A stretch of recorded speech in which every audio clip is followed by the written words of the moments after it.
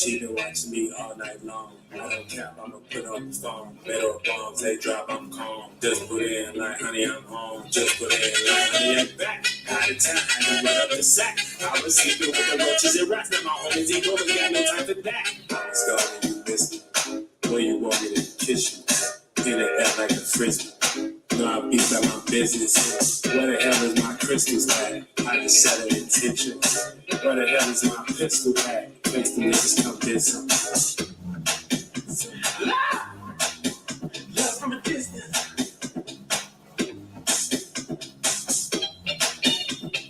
You got to know what you envision. Gotta see that shit. Gotta be that shit. Love from a distance.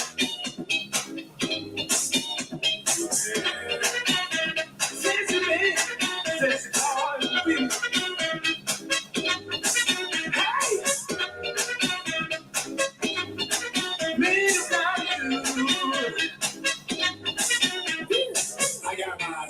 today, hop in the spaceship, fly away. We come through like tidal waves. See, don't know my sky up there. Why be down and fly up there? Is she down and dying? Yeah, I'm a stepper, I'm upstairs. You can play like life is fair. And I don't wanna wear no Nike Airs. I just wanna wear my shit. Like easy, my shit. Like easy, my shit.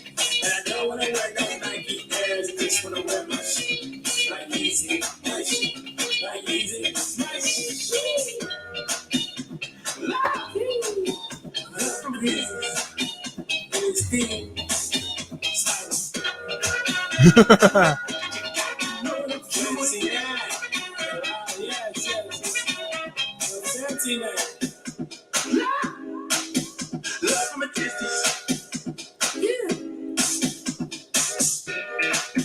Fancy man, fancy car and women. Hey, made of value.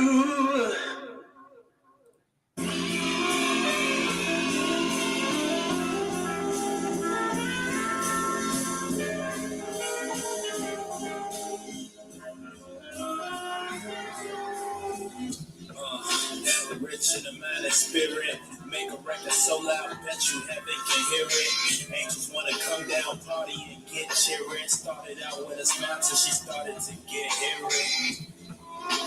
I guess she on a period, she talking all that bullshit and I ain't trying to hear it. Immature text on my iPhone appearing, I told her to delete my number until she learned to get serious. And this is how my morning is. Well, good morning, bitch. I hope you feeling great. This is my two broke take. And this is how my morning is. Well, good morning, bitch. I hope you feeling great. This is my two broke take. I stretched the 20 through a whole week getting some food. I think I spent my last 5 on getting to school. It's Friday and now it's time to get up and do some new shit. I call my dude to get me in school. The cool shit, that's how we grew. I picked up the shoes. The new 6 is white and blue that he let me use. What a fool not to listen to my shit when it's playing. Competition ain't nothing but a saying. I'm just saying, nigga. And this is how my morning is. Well, good morning, bitch. I hope you feeling great. This is my two broke take. And this is how my morning is. Well, good morning, bitch. I hope you feeling great.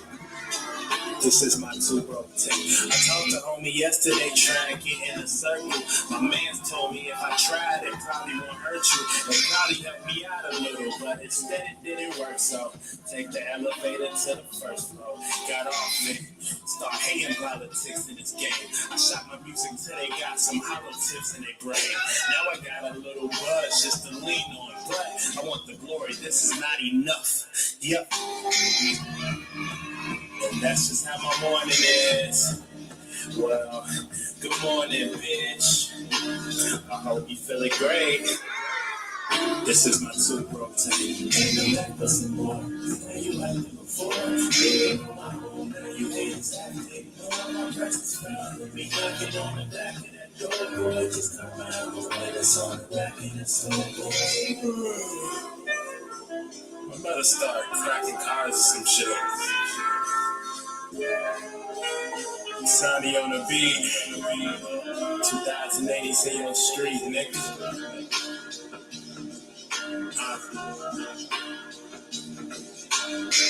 And this is the two broke tape.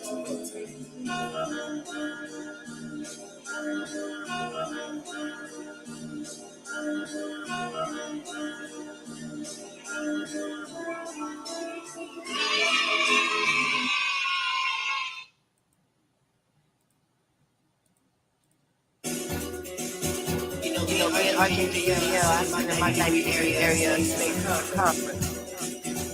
Make no parameter. See that. Utilize cargo, air, fix water, fuel, fire. Sometimes the imagination shows we gon' fall through. All right. What your parents really wanna go to heaven for? Yeah. I just put the phone, I look just like a checkerboard. When you ask God, be heavy, have you gone through water when the stars? It's all about experience, but you know that you're never sure. Yeah, like God, yeah. Nobody knows the flight past no. On one hand, you got Monica, on the other hand, you got the cosmos. So supposed to shit that's similar to when a bomb blows. Baby, I'm about a G, but you want to talk about that's some nachos. Damn, shit is getting in my dreams. Two pillars on the fucking side of us, now we getting in between. We walk up to the steps when you go past on the altar. Take you no bullshit when you try to pass on the father. Think you really know about the constellation for an answer to the altar? Because you want to turn the minutes back, I got to make a dad in the gospel. I done seen kind of happen. Goddamn, I'm on a mad 3 degrees ahead of 3, 5 seconds. 3, 5 seconds. 3, 5 seconds. What's going on in the rain? What's going on in the rain? 3, 5 seconds. That's 3, 5 seconds. What's going on in the rain? What's going on in the rain? That emotional party. You got this together, or is your heart emotionally caught in? Smell, taste, hear, see, feel after you done made you a triangle. And that little bitty like the sign of you that made you survival. Yeah. Get to dance a little bit. Get together, cause all is all. Everybody look, we all the stars. Maybe we are flying off before. Directions got us looking both ways. No backstab me, feeling like a whole chase. Gotta get our character together, bird like a Chinese. Smoking in my eyes, getting a little squirm like a Chinese. And you chillin' in the sky like a bird like a Chinese. Your breeze building on a point, make it curve like a 90s. This thing's in, you got some round dance, you need to express more relatable. The third fifth that I set in the house. When shit gets spooky, bet I'm out. Everybody learn your lesson now. What is going on in your brain? We're about to go into a whole other world. All aboard, we are in a plane. That's fast, 3, 5, 7, 5. That's fast, 3, 5, 7, 5. Tell me what's going on in your brain. Yeah. Tell me what's going on in your brain. Yeah. That's fast, 3, 5, 7, 5. That's fast, 3, 5, 7, 5. Tell me what's going on in your brain. Yeah. Tell me what's going on in your brain. Yeah. The sacrifice, that shit that separates. The life is there. Back to the bucket air. And you kiss me, I feel so bad, girl. And even all around the world, we are some stars, we are some suckers, ooh, girl. Let's dance, 3, 5, 7, 5. Let's dance, 3, 5, 7, 5. Tell me what's going on in your brain, yeah. Tell me what's going on in your brain, yeah. Let's dance, 3, 5, 7, 5. Let's dance, 3, 5, 7, 5. Tell me what's going on in your brain, yeah. Tell me what's going on in your brain, yeah.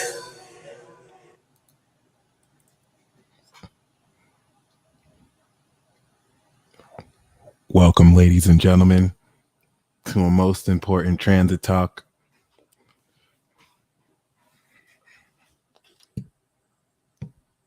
I want to make sure you're sitting down.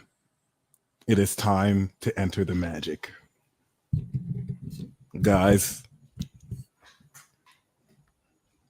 the following transmission Maybe the last transmission you see from me in a long time.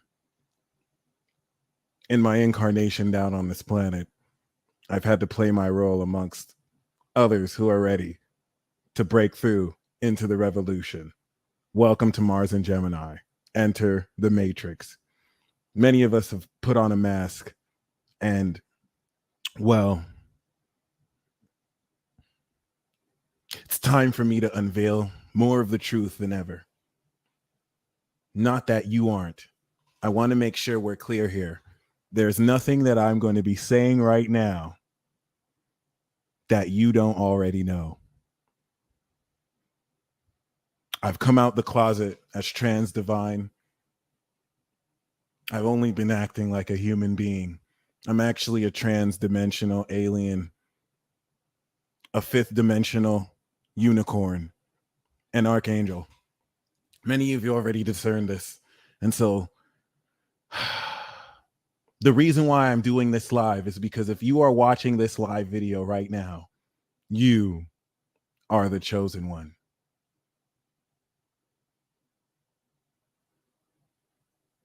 You, my friend. I'm talking about you. Especially if you ever feel that my videos, I'm talking directly to you. Look at me, my friend. I am talking directly to you. You are the chosen one. It is my job to give you this message, Neo. As we enter the magic, your world is made up of a complex, multivariable layer of circumstances and situations that through your decisions have carved the direction you've taken to not only manifest your character, but to bring you where you are right now. Before we step into the greatest reboot of all time, there is one mission that we need to make sure we know. The fact that you are watching this video right now means that you hyper manifested me beyond the space and time and space of past, present, and future, so that you can not only receive this transmission, but be in a position to make the most important decision of your life. Namely, you are feeling the call to something more around you.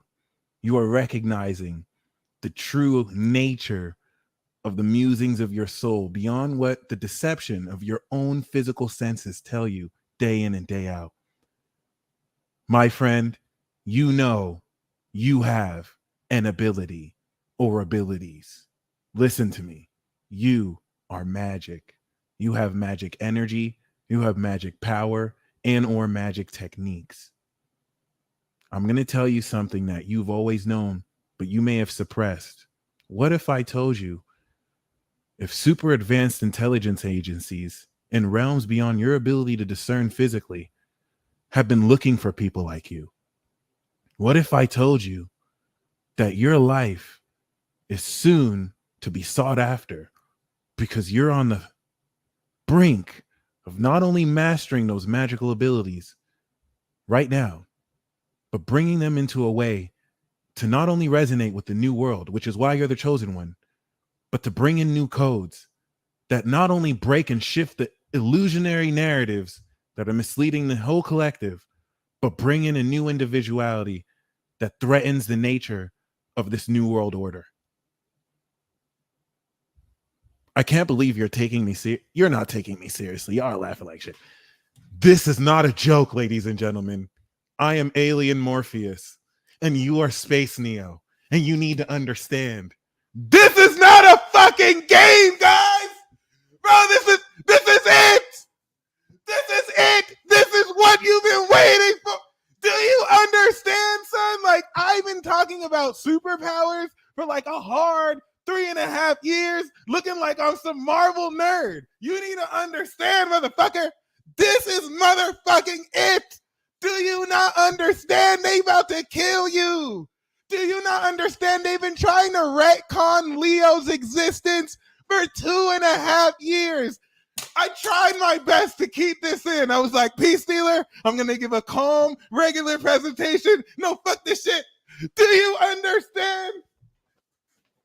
Do you understand? They've been trying to retcon Leo's existence for 2.5 years. The Leos were like, the audacity. The audacity! And for those of you who need actual exposition, a retcon is when you take the original source material of a story and then you change it. Example, Spider-Man was born in the Bronx, but then in a future story, you say he was born in Queens. In some cases, it's negligible. In others, it's ridiculous. And you're telling the lead role character, hey, we're just going to change and implement a false narrative just so we can retcon your story. Leos are like, excuse me? Bitch, excuse me? No. And so they've been trying to cancel Leos who don't stick with the script. Do you know why this is important? Virgo, you're next. You're next. Virgo, you're next. Oh. Do you not know you're next, Virgo? Virgo, you're next. Virgo, they're trying to do the unthinkable for Virgo. Listen, guys, you don't know what we're stepping in. Oh my God. Listen. They've already decided to reboot Gemini. They've been that's why they came for Trump, okay? Even Kendrick Lamar, like, he's finished with his label. He's PG Lang now. Like, Gemini, like, everyone is headed into a global reboot. We had a sneak peek of this 2020, but like, they're trying to retcon Leo, okay? And I hate to say it, Virgo, they gonna try and cancel y'all. They're trying to cancel the Virgo series. And if they get away with this for Virgo, it's gonna establish a very important precedent moving forward. I'm going to lay all this down. This is one of my most important transit talks I've ever done in my whole life. So I'm sorry. I let the Gemini out. I need to come back. I can't. This is an important message. You don't understand. Like, they're actively trying to retcon Leo, my dude. Like, Saturn was in Capricorn opposite Cancer. They killed Chadwick Boseman. They killed Pop Smoke. It went into Leo. Like, Teddy Ray is dead. One of the funniest comedians of our generation, mysteriously drowned in the pool. Young Dolph is dead. Nipsey Hussle is dead. Like this shit is happening in front of your face. And there's video evidence of me saying before this, look, guys, protect Leo at all costs. The FBI has raided the 45th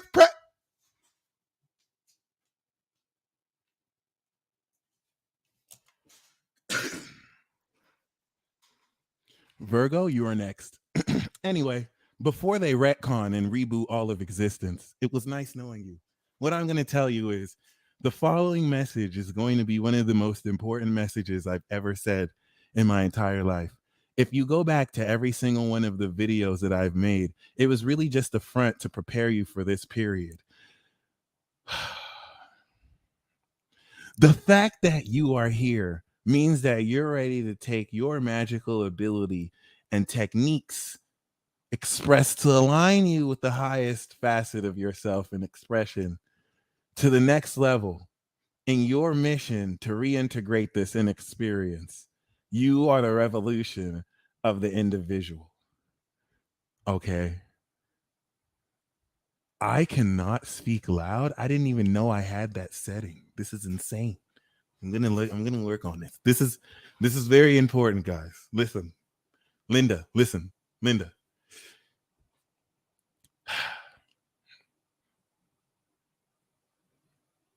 You have been experimenting with the concept of magic, the process of synchronicities that okay, for you advanced magicians, just don't. There's so many people who I'm talking to here. You know what I'm saying? So like, some of you're OGs. Okay, this message is primarily for people who are just coming into this systematic construct. There's a message for everyone here, right? But if you are here watching this video, you have now crossed the threshold to accepting magic as a concept versus magic as a lifestyle. The synchronicities that you have been experiencing on the surface level really do produce a magical effect, but in ultimate reality is rewiring your soul's ability to align with your brain's processing ability, to align with your conscious expression.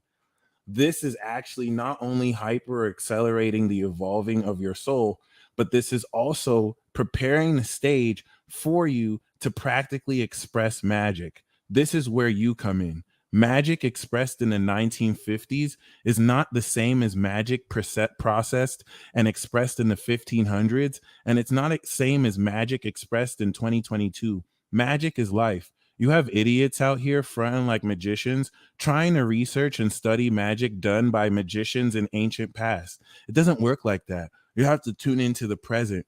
You are what makes magic real through the belief and vehicle of your imagination in this third dimensional reality of time, creating time, space, and space time. The fifth dimension, I know this is true because I saw this in a DC comic with Mr. Pidalick, a fifth dimensional imp. The fifth dimension is the imagination realm, which you can see as Pisces, that with your imagination exists in all places at all time, and all the realms are overlapped. What if I told you that the ability to open up your multidimensional alignment with all these realms and how you actually integrate that in a trip to Walmart so that your experience taking out groceries is multidimensional too, is not only opening up its way for you, but is also inserted in an interdimensional intergalactic plot to not only take control of your soul, but to kill you. I'm not going to sugarcoat this, to fucking kill you. You have to understand you need to die, because if you do not die, you are going to bring into this reality an expression of magic that literally defies all the lies that you've been told your whole life. Please take into account that since 2020, if not before, you on your own part have been manifesting experiences and synchronicities that literally take you beyond everything that you have been told. You know, because you've been telling yourself in so many ways this is bullshit, but it's another thing to actually, for the 1,000th time, experience with greater clarity. Oh my Jesus, this is bullshit. Oh my god. Wow. Whoa. Anyway, add that plus magic, and you're on a 6-month straight shoot to break through into a literal collective revolution where this time by Pisces season of 2023, where Pluto's getting ready to come into Aquarius, you are breaking through collectively with other people in your position who have broken through their generational curses that are getting ready to come together with you, unite their abilities, and break through all of the lies that have been told forever. Everything has been crescendoing to this moment. Enter the magic, ladies and gentlemen. When I tell you that there is an interdimensional, intergalactic time, space time plot to murk your ass and take your soul, everything that you're seeing is an illusion so that these people can make their move, because right now you're making your move. You have homework tonight. The only homework that you have tonight, and some of you're fucking OGs. So I'm going to tell you what this homework is. Y'all already did this homework like yesterday or last week. Okay. That's how you know you a goddess or a god. Okay. Listen. And if you didn't, that doesn't mean that you're any better or worse, because you're not. I'm just giving flowers to who, because we all at their levels and everyone is where we're meant to be. Check this out. Your homework is to go back to Gemini season. Remember, Gemini season was magic school. We weren't playing around Gemini season. Gemini season was after the most legendary Taurus season we've ever had, manifesting innovative mechanics to bring into existence and reality our own value independent of any system or anything outside of ourselves. By the time we come into November, that's blossoming. So like we're going to be able to, do you understand that November is when oil is going to strike? You're going to go out in your backyard and you're just going to like pick the ground. You're going to be like, oh my gosh, I never have to work a job again.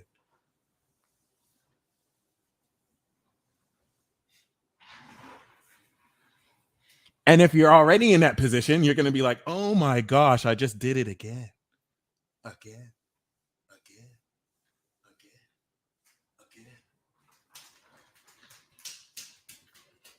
I bet you don't believe me. So I'm going to take my flowers now. You're welcome. Thank me later. This is every, okay, look. Enter the magic. Okay. Gemini season was the experimentation of awareness that took you to magic school. You were learning actual spells. Okay. You were saying things and they were happening. This is not a phenomena that has never happened to you before. In fact, you have experiences of this 10 years ago, 20 years ago. It's just now you said it and it happened like seconds later. You imagined it and it's happening like now. And Gemini season was like, holy shit. How come I said ham sandwich and my friend texted me like, hey, you want a ham sandwich? Because you're magical. How can you ask that question? You've been magical your whole life. Do you not understand the $1 trillion industry at play to weave this illusion with a cast of expert doctors, scientists, biologists, motherfucking fake whatevers, just to give you the impression that this magic only exists in your imagination? The producers and the directors that have to take the reality of your supernatural essence and put it in a science fiction field and a fantasy field. It's all an illusion, and you choose to play every day. Well, not you. You're different. Actually, you're in trouble. Actually, you didn't decide to align with this new narrative and update in everybody's consciousness. You decided to stay true to you. They're coming for you. And so I have to give you this message. This is actually my duty, because if I don't give you this message, I'm like Wingson and I'm watching Gone and Killua go to the 200s, and I have to tell you this now. It's nothing you don't already know, but let this be confirmation, because some of you are fronting. Some of you are fronting. Some of you are with agents right now who are going to murk you. You know they're going to murk you, and you're playing this game like, should I trust that person? I think that person's no. Listen. I'm not telling you to be afraid of people. I'm not telling you to point the finger and accuse them of conspiracy theories in your brain. I'm saying, my friend, like the popular Hollywood movie Matrix starring Keanu Reeves. Keanu Reeves was in his office. Keanu Reeves was in his office. Neo, he was in his office, and they tried to get this dude. He had to, yes. Okay. Do you remember that I said that they're coming for Virgo? Well, Saturn's going to be with Neptune. They're going to hit Virgo with ninja moves. Saturn's going to hide behind the veil and then throw a kunai knife like, whoosh. But they don't know Virgo's the master. Virgo's going to be like, whoosh. I need 5 minutes for them to hold me off. Y'all don't know. You're going to learn The Virgo don't take, you're not going to do Virgo like that. You're not just going to do Virgo like that. Okay? Shit is about to get so real. You're going to look at everybody who you've ever seen, and you're going to see their magical abilities. And you're going to be like, you had this the whole time? And they're going to be looking at the same way like you. Okay? Your homework is to go back to late May to late June. It doesn't matter how insignificant you think it is.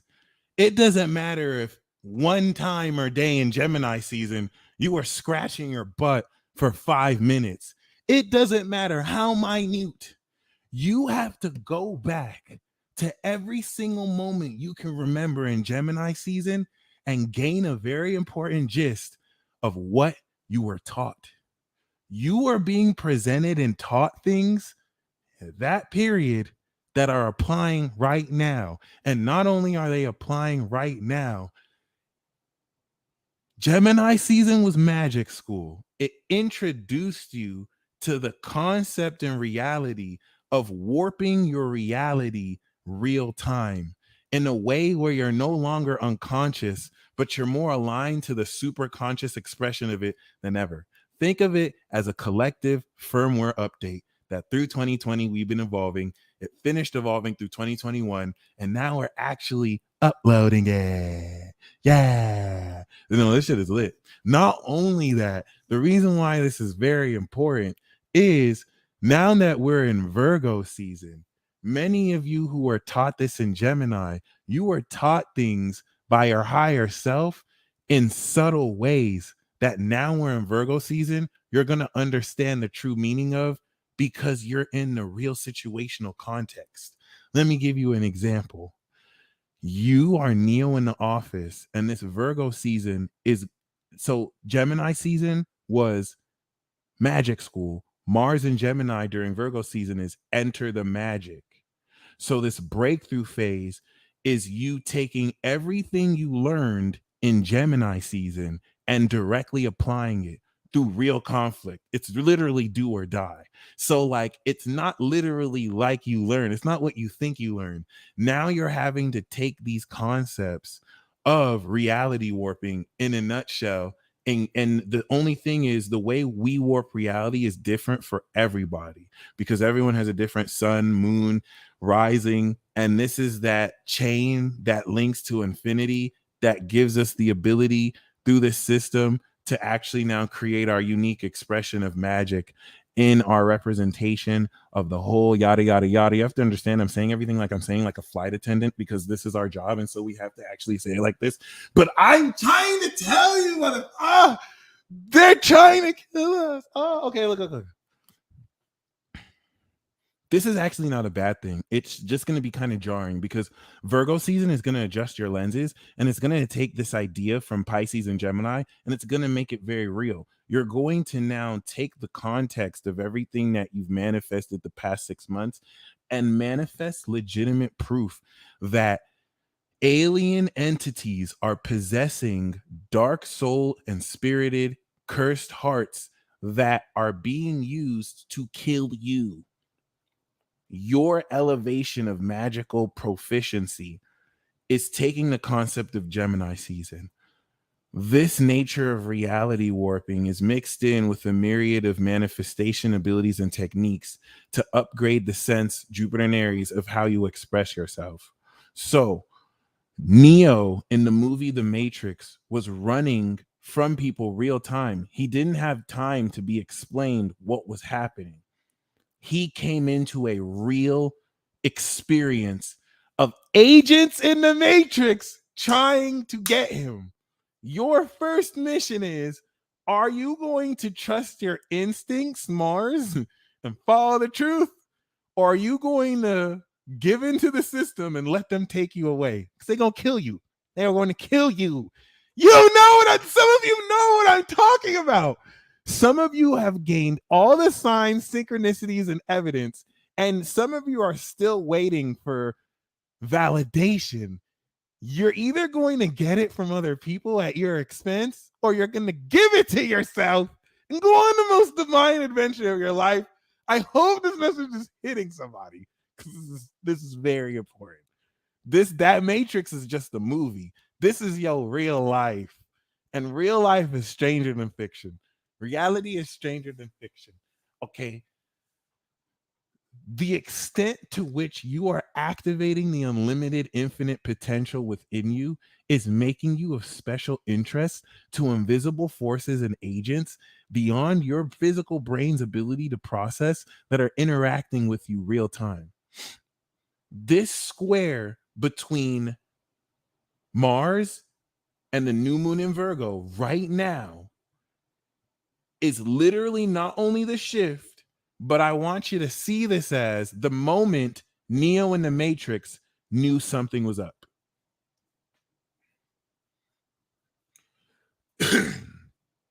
This Mars and Gemini transit is going to last from August 20th of 2022 to May 24th of 2023, coming into Pisces season. So we get the Virgo square, we get the climax in Sagittarius, and then it literally ends with the Pisces square coming into Aries. So what that means for this to be happening in the mutable axis is a quintessential game changer of upgrading with augmented technology your ability to express your unique magical techniques and basically warp reality and master the fundamental basics. Basically, by the time it's May 24th, 2023, March 24th, 2023, and we're stepping into Aries season, and Pluto's getting ready to go into Aquarius, and Saturn is beginning the end of the world in Pisces. And by this period, you have reached the initial state of the mastered version of yourself, which was not a year process, but something that with Pluto Capricorn kicked in since 2008 and Neptune Pisces kicked in since 2012. By the end of Mars in Gemini, you will have mastered the fundamental basics of magical mastery and your ability to integrate it through innovative channels in this postmodern reality and world. Magic expressed in the 1500s is not anything like magic expressed even in the 1980s, is not anything like magic expressed now. So your life experience and your specialties is the individuality needed to anchor this into reality. You want to see yourself as a special test subject that you sponsored, right? That you create yourself as, that is so valuable because you're giving gods and other beings beyond this dimension the ability to see how this expresses itself here. Based on that concept, you have very evil dark forces that see you as a threat. And so this Mars in Gemini is now transitioning out of the deception and reset period that's going to really make you more aware than ever. These motherfuckers are coming for you. That's all I'm saying. If you see and get this sense, get to banging. I'm not saying this so that you can run away like a coward. The fact that you are watching this as a chosen one means that you're powerful as fuck. You are magic as fuck. You know what your superpower is. You know what your magical ability is. You have had unconscious transferal into this reality of evidence of this. And some of you are wondering, how do I fully step into this though? How do I fully step into this though? Welcome. This is it. Welcome to Mars and Gemini. Enter the magic. You already went through magic school. Most of this training that you went through was done unconscious to you. And so this Virgo season is going to make you more conscious of this process than ever. I want to let y'all be aware of the live readings that I am offering. For those of you who would like a tarot card draw at the end of this broadcast, that is $20 minimum. For those of you who would like insight into what Mars and Gemini is going to be in your chart, that is $40 minimum. The instructions for that are in the description box below. Please make sure when you get that, you send either your birth chart to my email or comment your sun, moon, and rising, and I will hook you the F up. I'm going to let you know what exactly you're mastering basic in magic and where you're going to take this.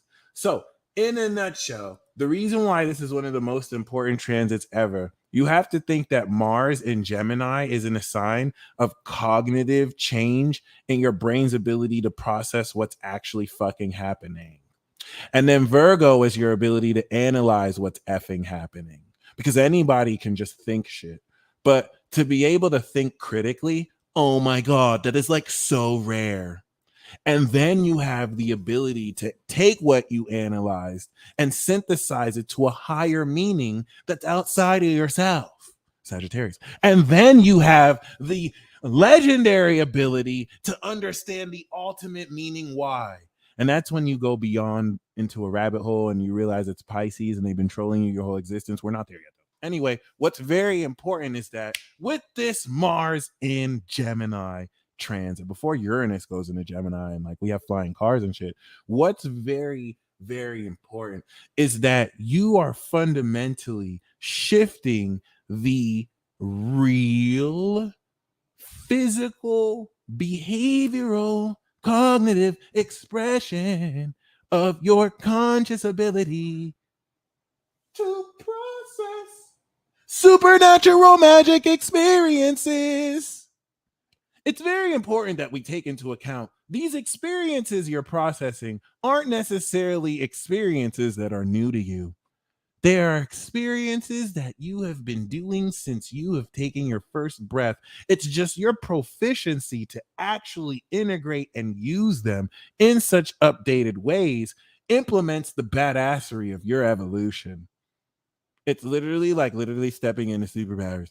And the reason why this is so amazing is you've been motherfucking lied to about this your entire life. No, really. Anyway, this first phase, as we want to see, there will be 3 phases to this retrograde. We have the breakthrough phase, which is from August 20th to October 21st. We're going to go through Virgo, Libra, and Scorpio season. Once we step into Scorpio season, Scorpio, touching into the eclipse, okay? This is going to enter us into the retrograde phase.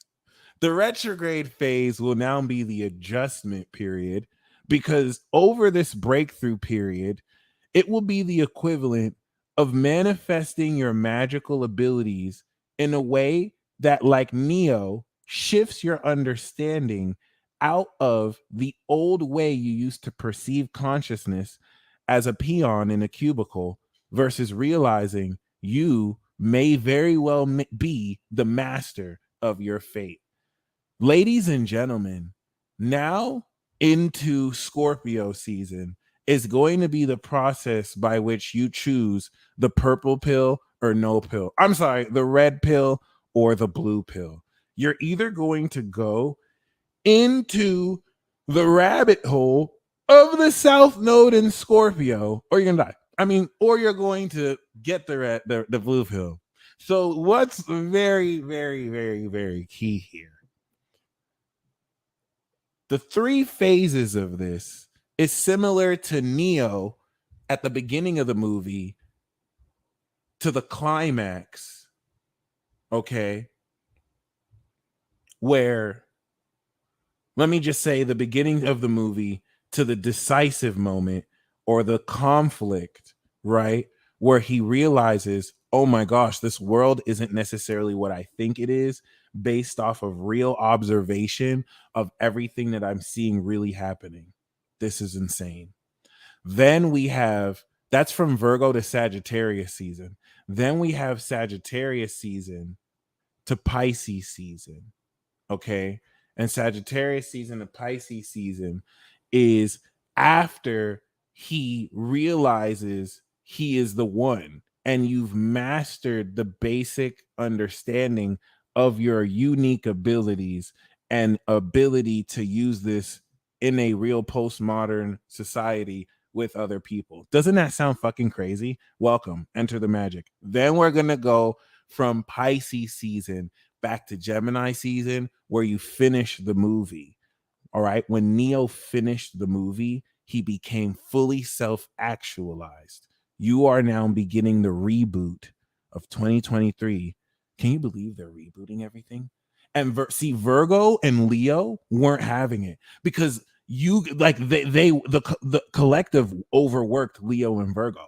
They had Virgo do everything, and they basically had Leo come up with so much creative ideas. So to those two were like, you're not gonna fucking retcon what we did, and you're not gonna cancel me so you can reboot it. So they're trying to get rid of you. I'm sorry. Maybe this might resonate with you. If not, if it don't apply, let it fly. But okay.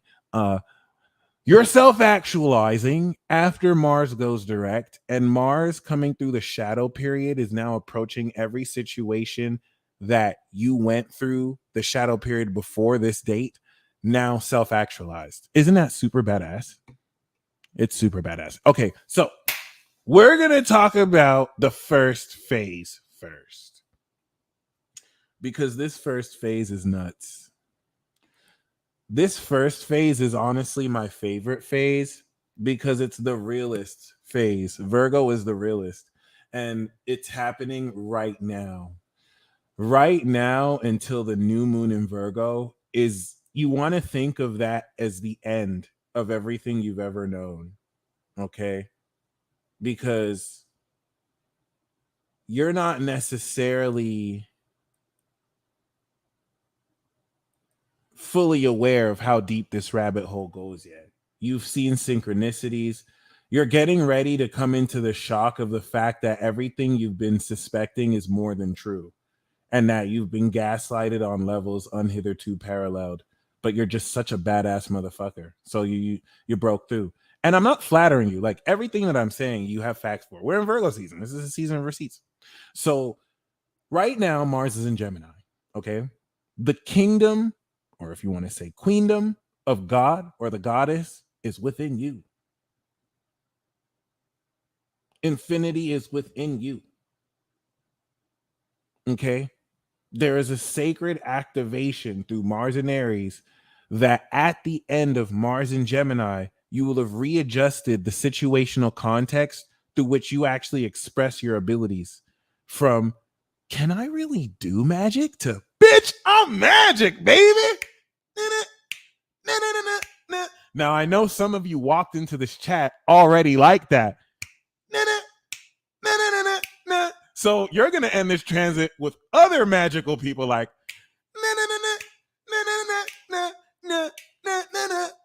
no, I know some of you walked into this chat with other magical motherfuckers like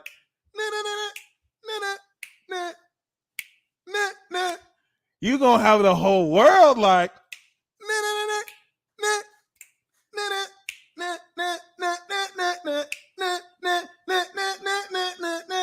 $200,000. No, I'm joking. Okay, but not really. This is not a game because you don't even know how magical you really are yet. You were just told about your upgrade. You haven't really taken it to the field. This is it. You were just on stage showing people, yeah, this is what I got. I'm with the shits. Yeah, I want smoke too. Yeah. Now you're in the field in Virgo season, like, what's up? Who wanted for what? My bad. The nature of this upgrade is going to hyper accelerate the integration of your ability to process this magical supernatural expression, and it's going to be incredible. The most important thing that we want to take into account here is after Mars finishes in Gemini, you will have mastered such a basic, fundamental level of magic that you will understand how to apply it in every single thing you've done. That is actually the purpose of this entire transit. Every single thing you have ever done in your life, you are replacing it with a supernatural habit so that the way you live your life is more magical as fuck than you've ever lived your life. This isn't even new. You've done this before. It's just the innovative capacity to which you're doing it is just so unconventionally noticeable. You're just going to be like, holy shit, why did I ever give my goddamn power away? Damn. And now you're going to see why these people are coming for you. Because now the illusions that they're trying to put over people, you're waking people up. Ooh, this is gonna be the mate. Listen, enter the magic, y'all. You're gonna realize how this has been being done for you for years. And many of you are gonna be like, I knew it, I told you. Listen, here we go. Okay.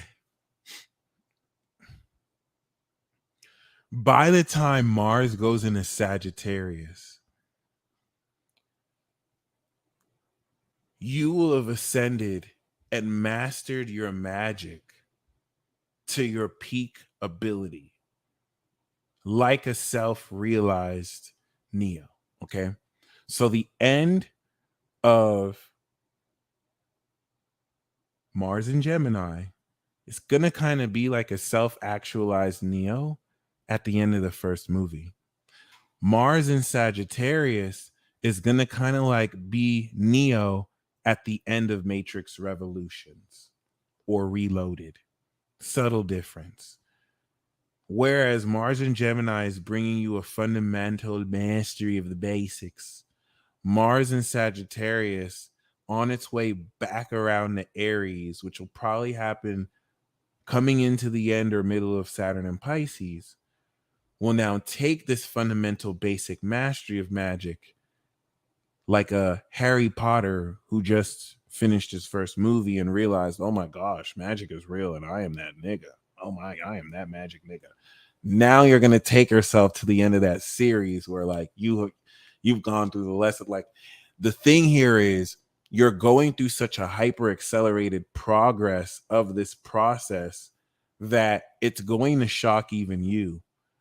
You are going to go through a lot of frustration when you realize that the level of proficiency of the supernatural expression of your magic could have actually gotten you through issues you're currently going through if you actually believed in yourself. But it's not something you want to fault yourself for, because in your genius, you made sure that you would be here during this period to actualize it right now.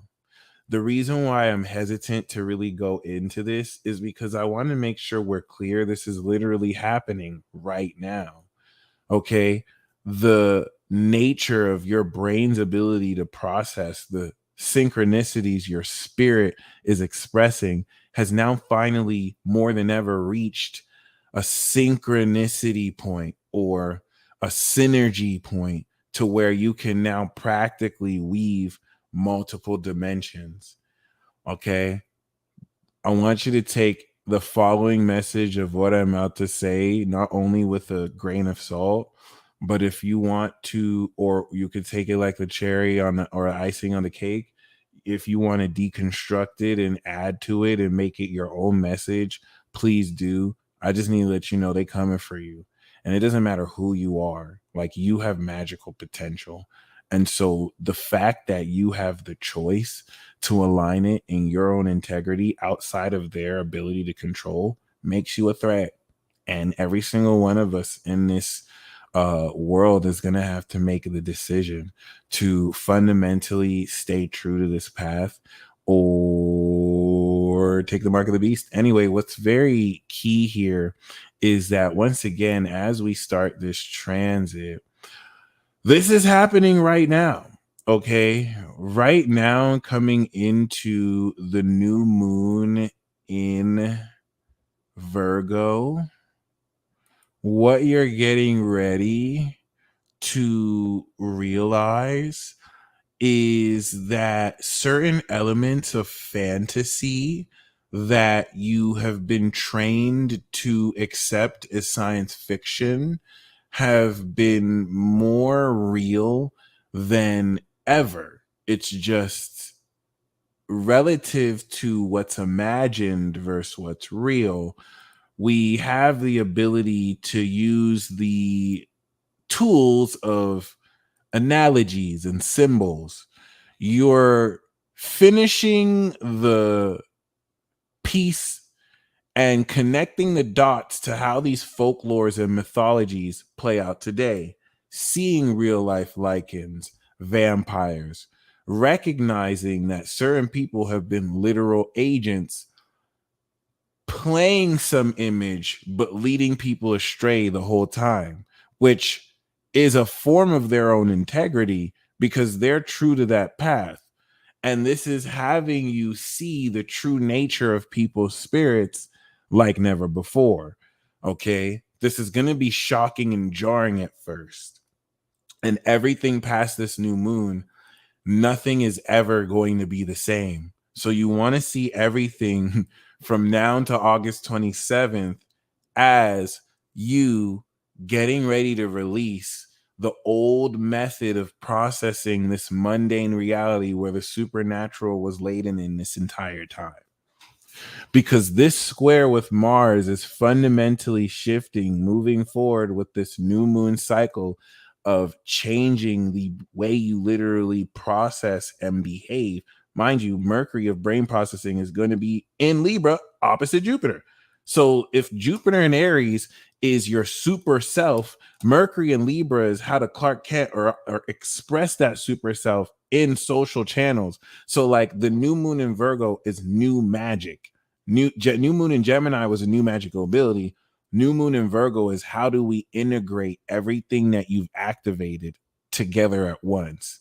And Mars squaring this in Gemini is a fundamental shift in the way your brain processes something you've never perceived ever, because it's new. It's a new moon, something you've never perceived ever in your life.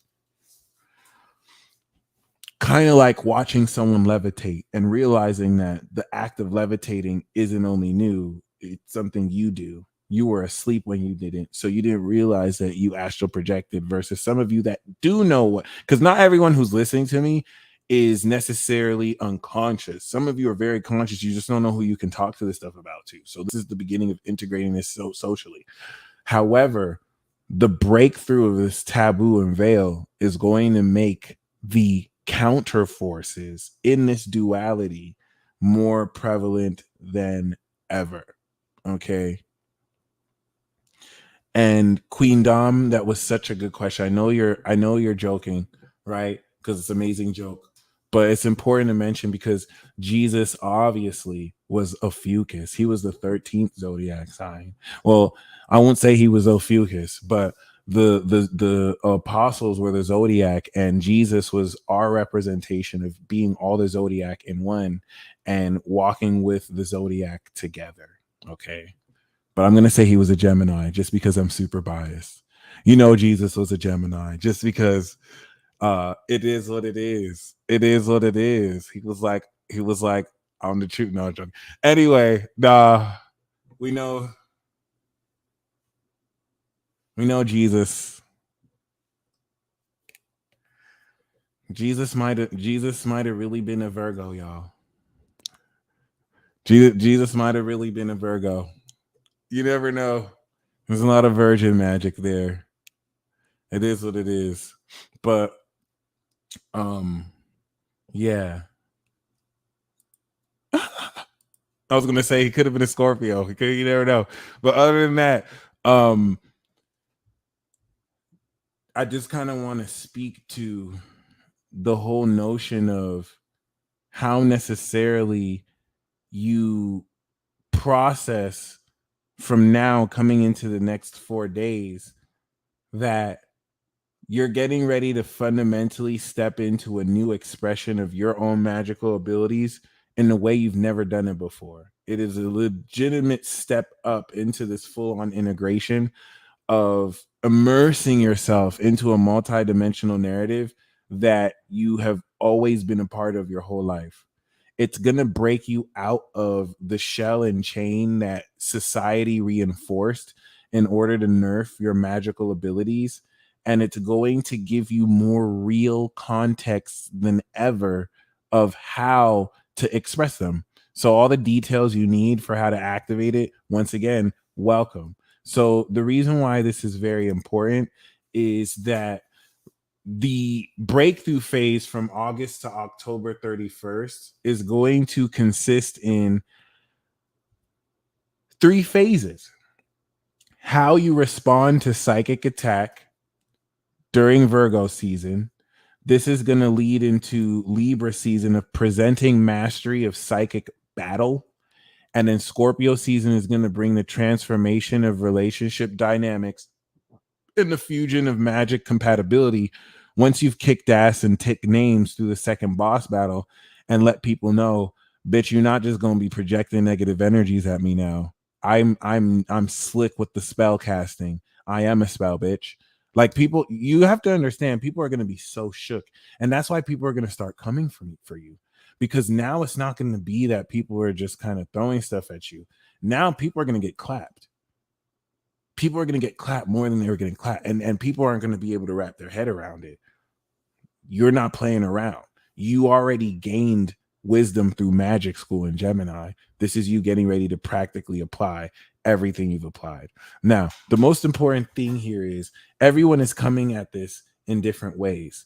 Are you walking the path of magic? Are you walking the path of power? Or are you walking the path of energy or currency? okay, or value. The reason why this is important is you're going to walk all three paths at every moment in your life, but some people choose to main one. It's just like some people choose Charmander, or some people choose Bulbasaur, some people choose Squirtle. Okay, you still have the potential to get all of them, but you're gonna choose one first to focus on. All right, this Virgo season is going to really help insert you into how you unite all three paths together based on how you really step into this. Here's a sneak peek. What is the nature of your moon? Because if your moon is in a cardinal sign, you have soul power. If your moon is in a mutable sign, you are soul magic. If your moon is in a fixed sign, you have soul royalty. Okay. So these are three very powerful, magical, and strong elements of how you're fundamentally rationalizing in your brain's ability to process 5D and 7D mechanics in your 3D reality. This is going to fundamentally prepare for you to integrate MMORPG-esque quality in the way you recruit people into your party and vice versa, for you to actually express and through Virgo season polish and practice new supernatural abilities and skills right now, right now, right now, right now, right now. Mars in Gemini is the experimental phase of magic. What you want to understand is you hold the key to expressing the new world. The reason why I say you are the chosen one is your magical ability is that no one else is you. This is why dark forces are going out of their way to kill as many people as they can. Too much people as it stands now will create a critical mass, because too much people are going to add up the dots of their own magical potential as we step into next year. And based off of the actions you produced yourself, you're bringing into consciousness your own uniqueness, hence your own stories, hence your own soul wisdom. If I am an evil, maniacal genius, I can get you to be distracted by an entertainment industrial complex, and through false narratives get you to fight each other. So instead of exploring this magical adventure, we can literally, through entertainment and Luciferian doctrine, through which they, with occult magic, genuinely deceive you. I know some people think this is stupid, but you know, you don't know. Okay. You don't need to take my word for it. You're gaining real evidence over the next 5 days alone, where every single one of you is individual. So you're going to have your own individual way to experience this. This is breaking you through the ability to take the unique magic into you and bring the energy of the new world into fruition. The old world consciousness that's built on scarcity and control and manipulation can still exist if people let it.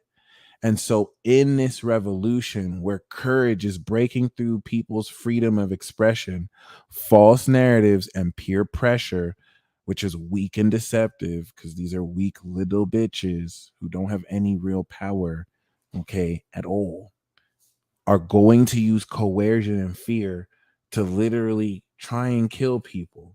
It's just the power in you is much stronger than the deception they use. And you have real magical abilities that can break you through any threat. Somebody, like, if I were to tell you right now that someone with a fully automatic weapon has more to worry about you with no weapons, you probably wouldn't take me serious. Once Mars in Gemini finishes, you can be surrounded by people with weapons, but you've mastered basic magic. You know you can summon Archangel Gabriel and dust these fools. That is a very radical, controversial concept. But Archangel Gabriel has already spoken to some of you. Some of you have already seen angel feathers. Some of you have already made pacts with daemons and demigods. This is not a fucking game, guys. The peer pressure, gaslighting, and social manipulation to give you the impression that you're some kind of loser or delusional if you believe in this, that is just a strategy and tactic. So while you give into that distraction, they pick y'all off one by one. This is the motherfucking Truman Show. You're going to see in a few short 10 days that a lot of the people who you see are really extras. If I was a billionaire, I can pay 100,000 people to live and work a fictional life and job. Most people do it anyway without even knowing, period. And you're going to start to see, like Neo in the Matrix, how you fit into this plot. The very fact that you're going out of your way to express your unique individuality is offensive. It is the audacity to people who feel like you shouldn't have the right to express that. It's going to make you take this shit more serious than ever, because your magic has the potential to uplift. Like seriously, why do you have to follow the system if you are tapped into an infinite source? A lot of these sayings aren't just going to be sayings. You're not going to let your dreams be dreams. That's why I'm saying you're on the verge of tapping into an infinite oil source. You're literally coming into this eclipse in Scorpio, going to strike oil. And that's going to lead into a multi-dimensional international conflict of all the countries in this earth. Like, bitch, we want your oil.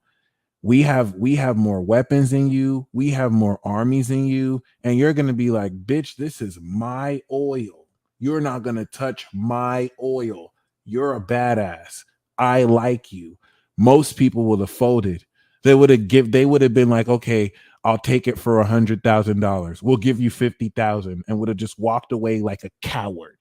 You are willing to fight that good fight and cultivate your magic and take the consequence for what that makes you, like a mutant in X-Men. This is not a goddamn game.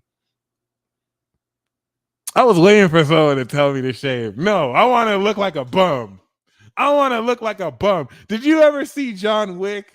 You remember that homeless man in John Wick, Morpheus? I was like, I want to be that nigga. I want to be that guy.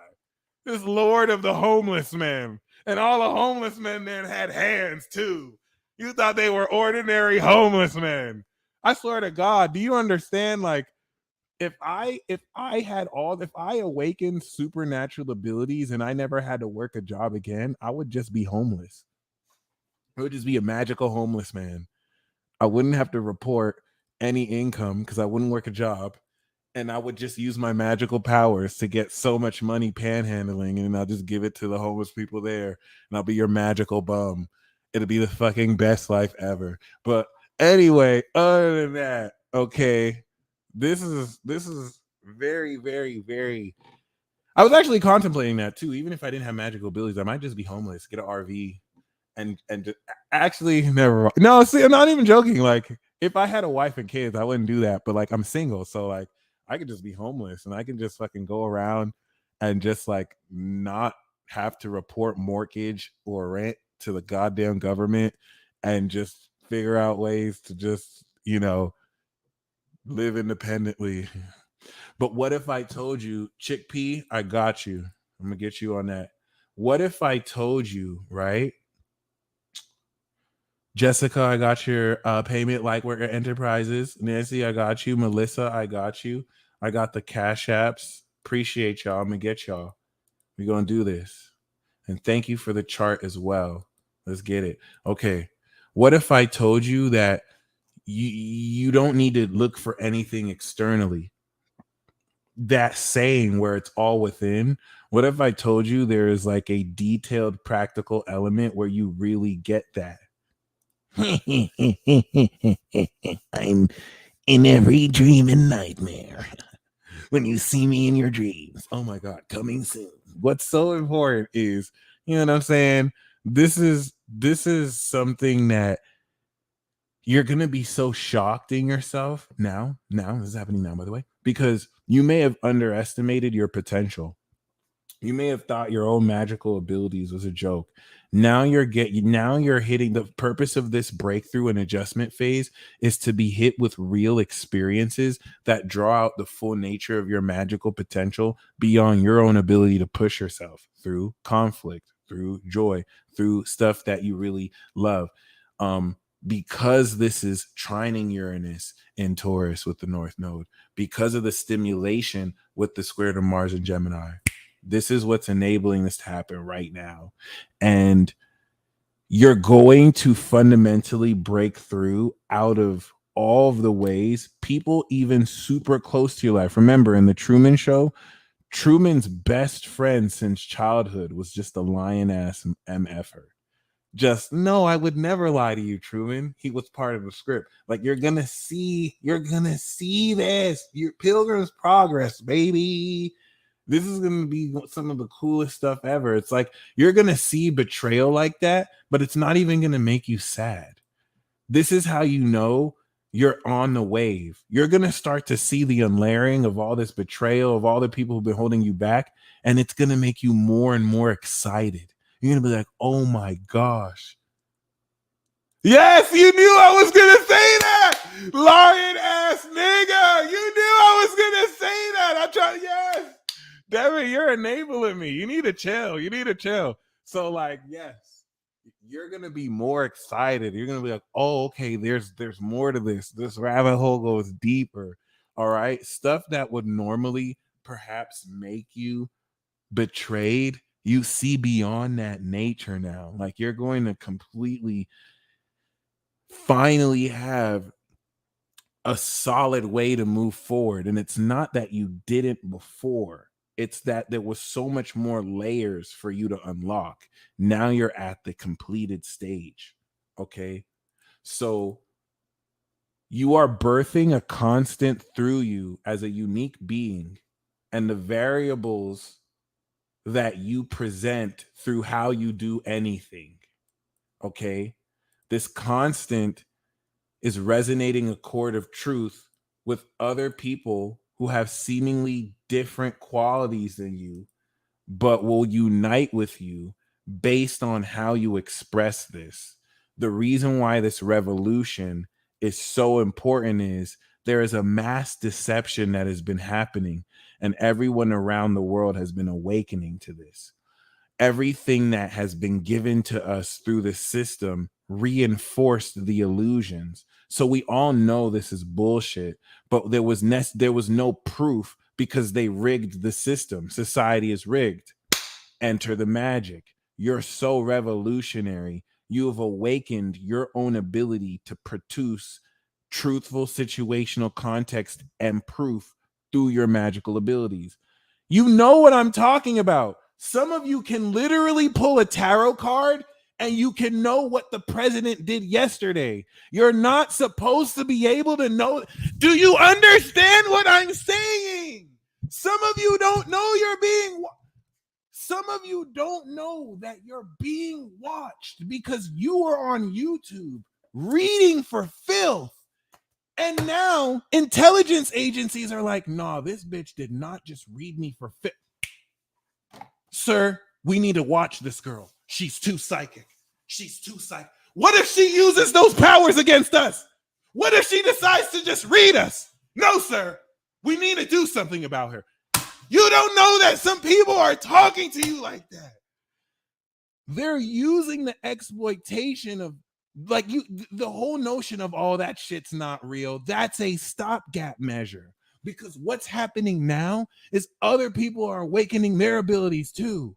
And now with their abilities, they're so different from each other, but your ability and their ability are going to realize, wait, this is bullshit too? Wait, you notice this is bullshit too? Because you're using your own abilities. Now your synchronicities are more than ever connecting with other people's synchronicities, and y'all have different beliefs, but your experiences are shared, and that's the constant that's bringing y'all together. That's why these forces have to kill you. It's not a game. We are in a climate now where some people think you're just a fortune teller, but intelligence agencies are looking at you like a meta-human threat. Think about that. That's what I'm saying. Listen, you have already been activated these abilities. So like Gemini season, you already went to magic school. You're applying what you learned. This is mastery. You can't ask, what do I do? We already went through that. You applying it now. This is the realest shit I have ever said on a YouTube stream. That's why I'm saying, y'all, you are Neo in the office. They trying to get you. What are you gonna do? What are you gonna do? Are you gonna make your way to Morpheus? Are you gonna take the pills? Bro, some of you are going to gain proof that somebody tried to stick you with something, and that thing they tried to stick you, if you took that, you would be dead. Some of you are about to see, like, this is really happening. And the reason why it doesn't happen for other people is maybe they didn't take it for real. Maybe what they did isn't what they're giving you. You know what I'm saying? Maybe they're not even aware of that. Like, this shit is deep because it's based on everything your own spirit has been revealing to you for years. Because the one person you may have counted out that actually knows what's happening is you. That's why you're being gaslighted like a motherfucker. That doesn't mean you don't get shit wrong. We all get shit wrong. That's why we all have to come together. We're all going to realize, wait, that information you have is what I needed. And this information you needed is what I have. And that information that you have is what he needed. Like, this is all coming together right now. Like, people are literally going to be arguing. And they're going to be like, no, that's not true. That's not true because that doctor told me that it was true. And then they're going to be like, wait, you mean the doctor who was like this? Yeah, they told me this. What? And you're going to realize they try to finesse y'all. Like, this is happening right now. Okay, cool. So the first phase of this is, okay, the breakthrough phase. Once we get into October 31st, Halloween brings the retrograde adjustment phase. And then from January 15th at the end of the retrograde to March 24th is the transcendence phase. Okay. Mars in Gemini is the experimental phase of magic. Magic school prepared you for breakthroughs and magical practicality. Okay. No matter how subtle what you went through, remember what you went through it. Because after this transit, once again, you're fundamentally mastering basic magic and its innovative, practical ability to be integrated in your life. So if we kind of fast forward here post new moon, Virgo season is going to bring us into the fundamental change of grinding newly defined magical techniques. That means everything from now is you gaining crucial literal details about how to take a magical ability and practice it,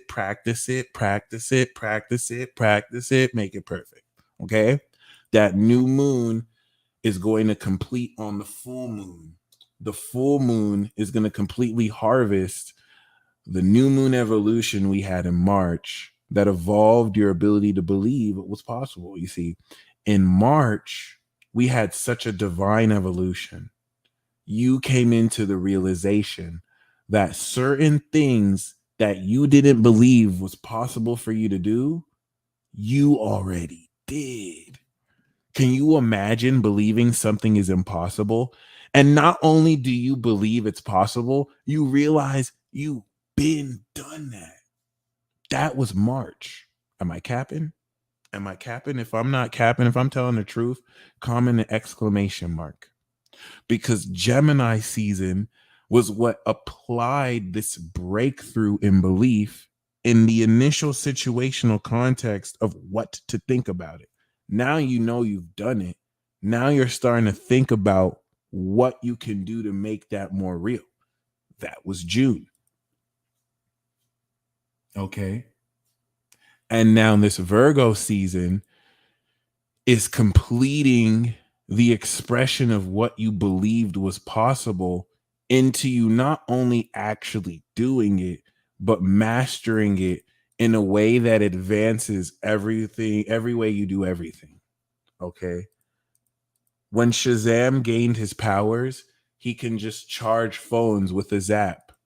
And the exhilaration and liberation that comes from you regaining the infinite quality of your own source is going to be a huge reason why you're the biggest threat to the government to ever exist. Because if you don't need water, if you don't need power, if you don't need food from these wholesale distributors, then how can the government finesse you? They can't.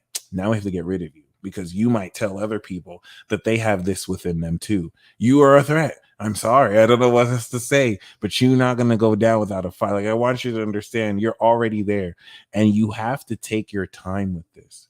Now until 2023 is just you kicking this off. So you don't have to push yourself to master anything before it's time. I'm so grateful that this message resonates with you because once again, I've been talking hardcore about superpowers for years just to get to this moment. Like, this is the moment where I don't have to talk about superpowers ever again because you're gaining fundamental clarity of how to do this so that you can break through this attempt and plot to completely steal your soul and replicate it with false narratives so you could be a former shell of who you are.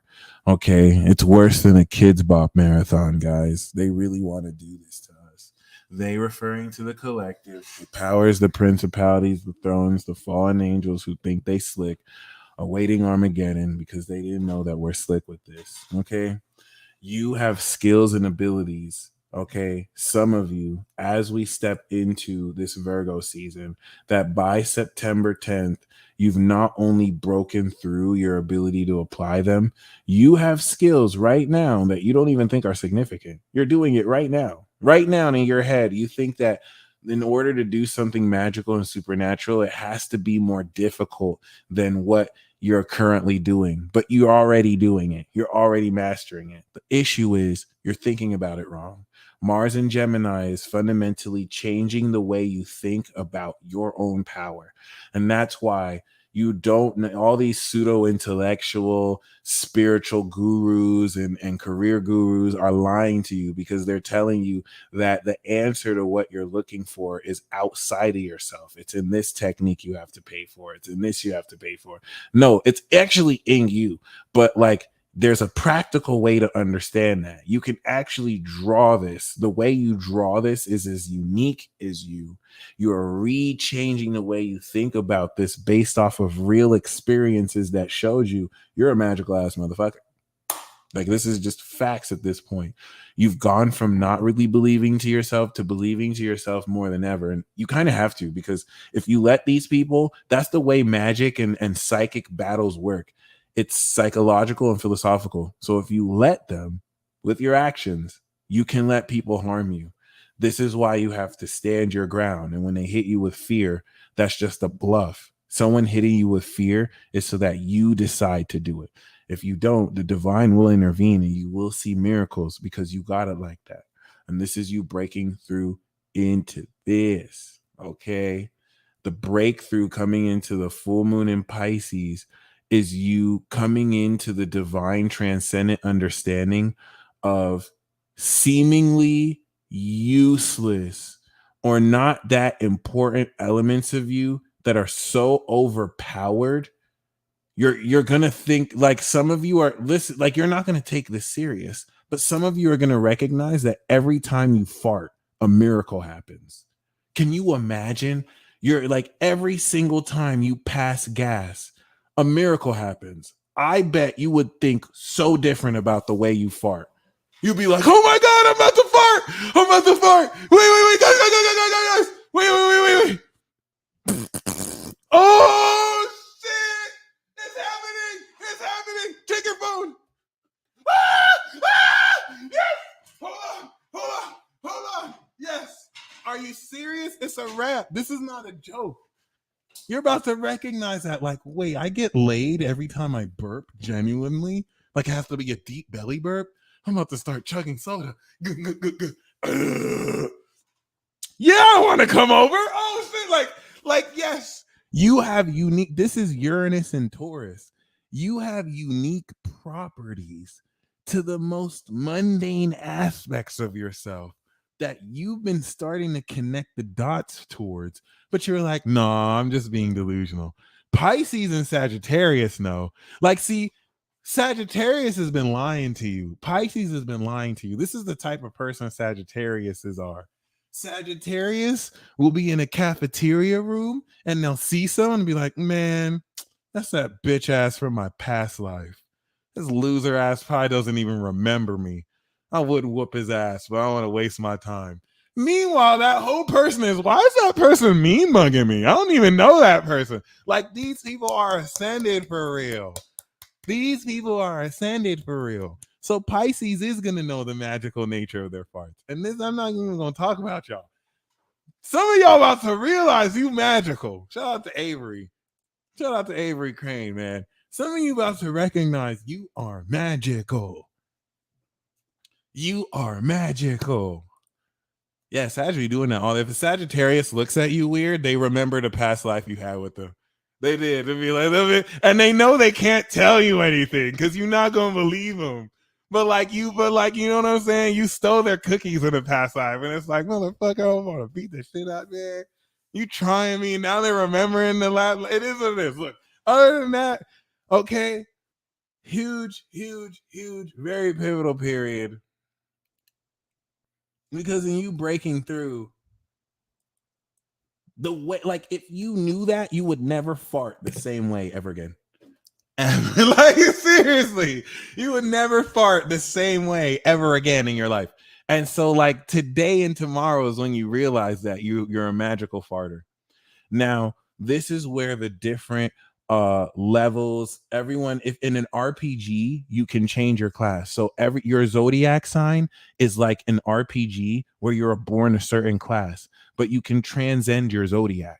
So you're not stuck on it. It's like it's like Final Fantasy, where you can be a warrior mage class, but you can change and be the cleric class, or you can be the archmage class. It's just based on your own natal chart aspects. If you change into a class you're not proficient in, it's going to take you harder to master it. Versus if you're naturally inclined to be a warrior, you're going to pick that up better. So important. It is not too late, and I got you. All right. Michelle on Wheels, please email me your sun, moon, and rising.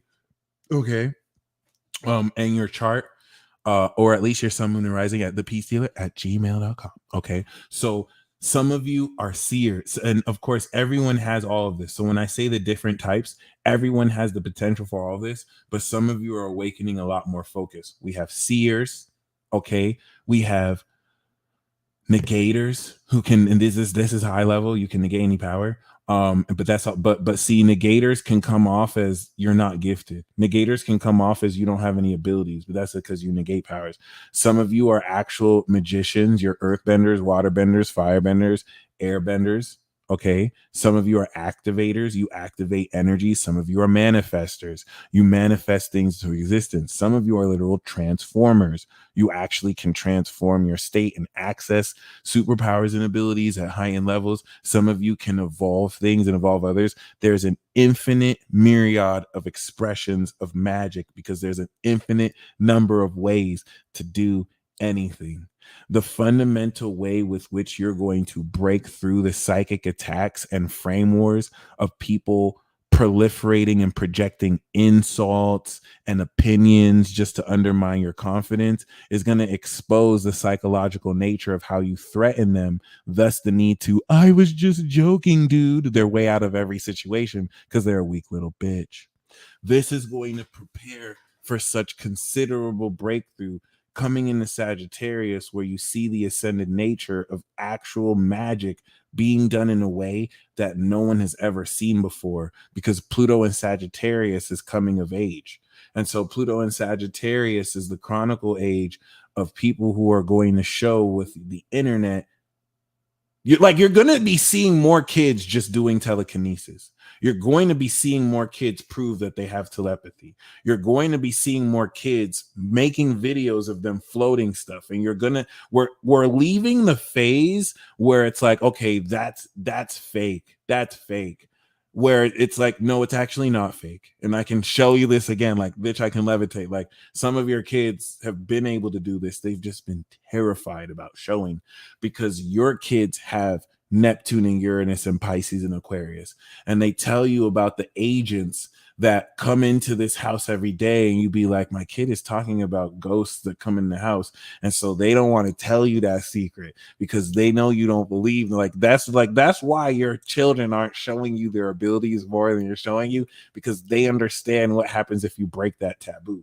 There is an intergalactic, interdimensional, wide taboo that if you actually show, okay, Sagittarius is after Scorpio. So if you break that taboo and you show certain supernatural elements of your abilities, you get targeted.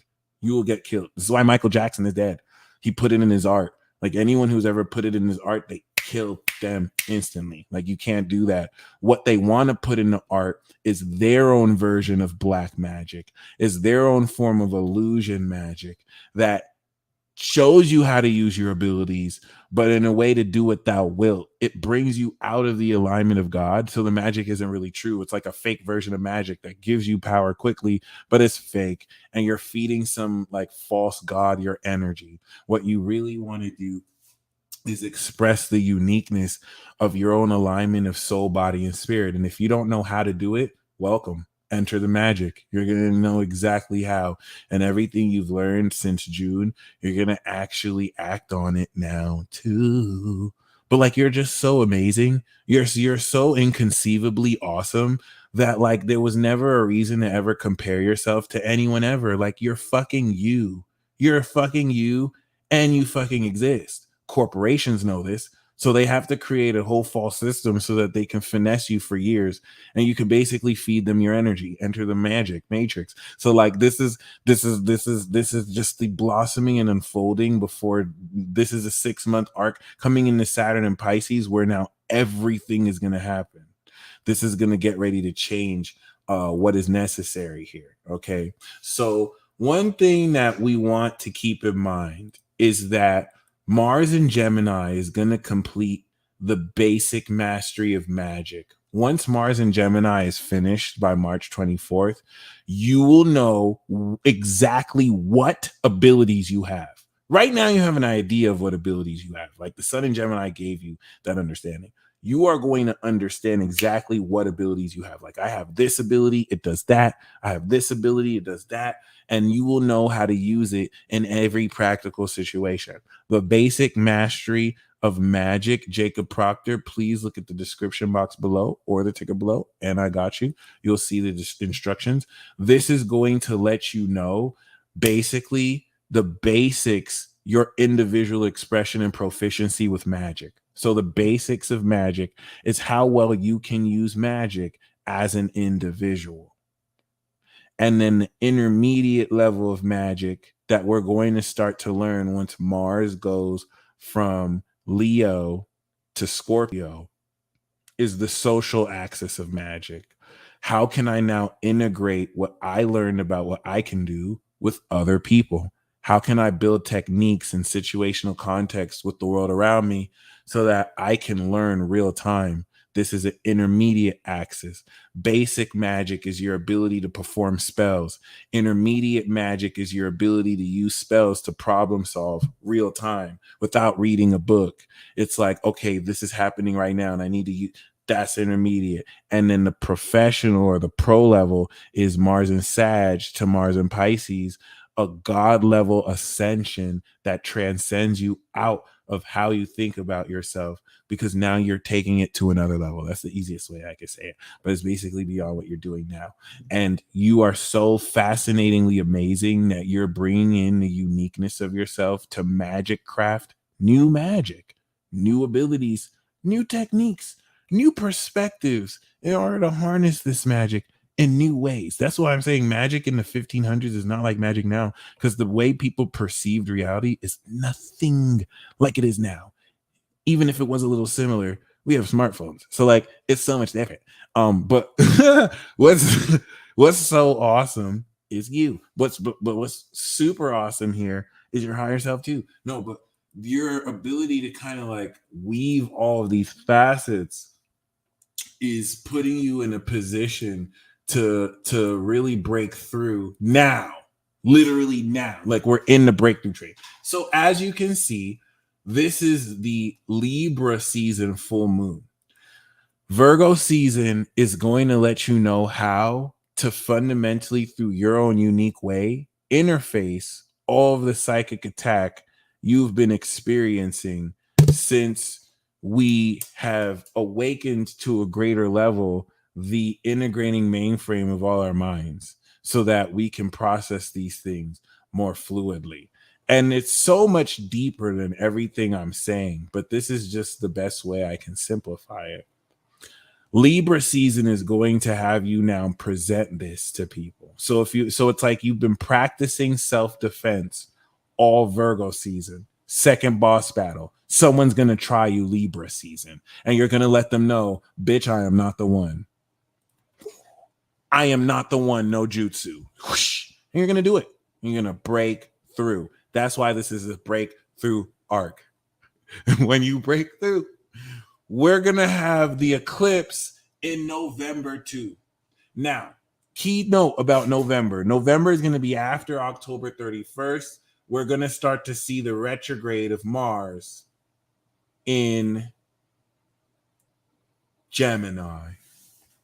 It's very important to note how the eclipse in Mars in Gemini happens around the eclipse. And the reason why that's very important is relative to the retrograde and eclipse in Scorpio.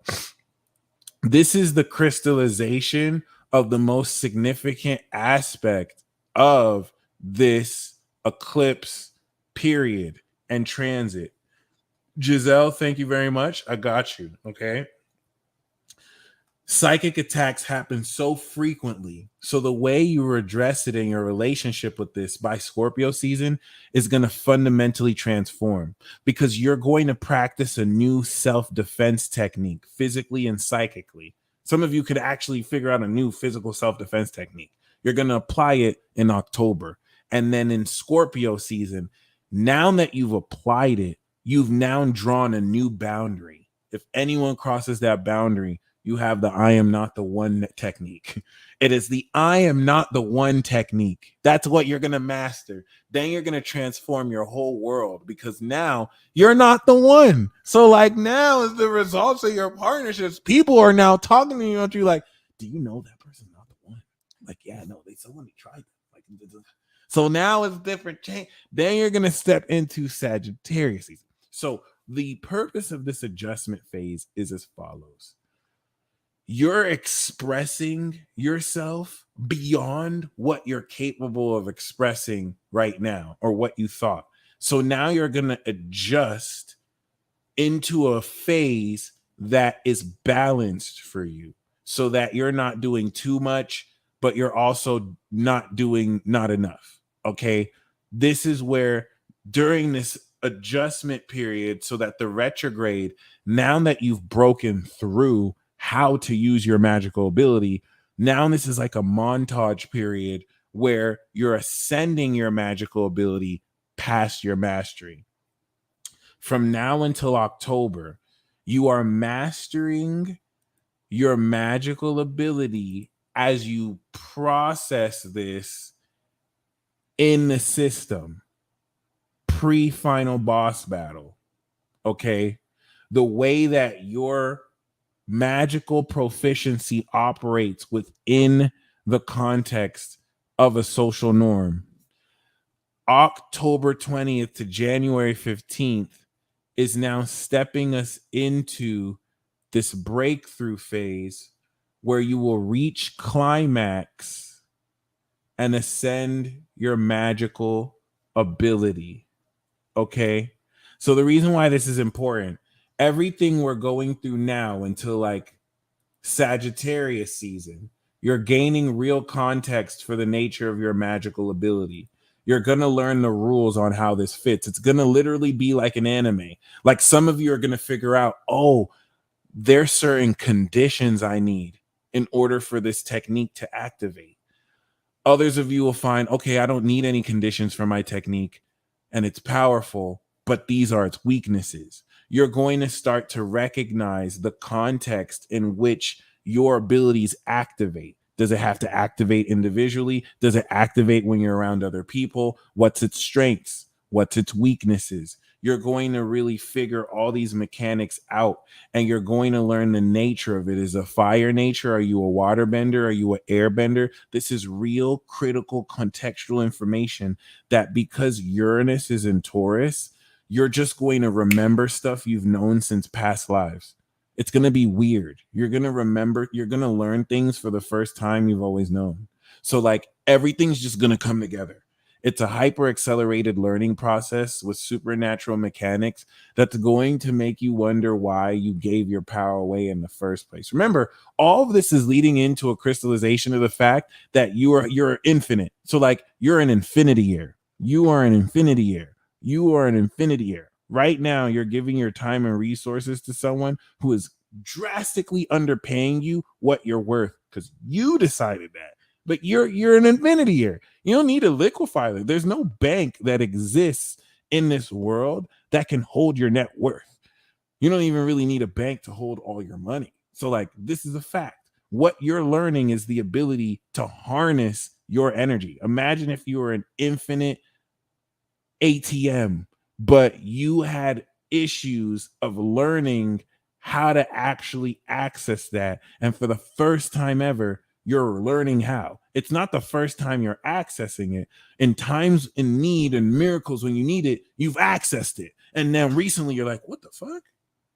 I got something. And now you're going to realize, oh, this is how I do it. Like, and you're going to learn ways to upgrade it, update it, because this is you. And you can get to take time with it. And we're here. We're here. Some of you have been here. It's just the capacity for you to really like express this is on another level. So from Sagittarius to Pisces season is you reaching the climax and ascending your magical ability. So this is where you overcome the system. Once you understand the nature of your magical ability and how to follow the rules, you're going to learn how to break the rules and overcome the systematic protocol meant to inhibit you. Revolution. This is going to happen during the retrograde phase, coming through the final boss battle at Capricorn season. And then we're going to see, of course, Mars go direct. It's important we take into account that January 15 is going to bring the end of this Mars retrograde. So Mars is going to retrograde from Scorpio season to Capricorn season. Breakthrough, ascension, and full self-actualization. This is you stepping into your greatest power. And then we go through the shadow period, because once we get into Aquarius and then Pisces season, okay, I want you to see how this is going to end with a literal quarter square. I can't make this up, guys. I mean, I'm sure I can make this up, but I'm just not that kind of guy. Okay. Oh my God. So like, this is it. Like, this is mind blowing. Okay, could you stop trolling me, Herc? Let's go. Why are you playing me right now? I'm on a live right now. Chop chop.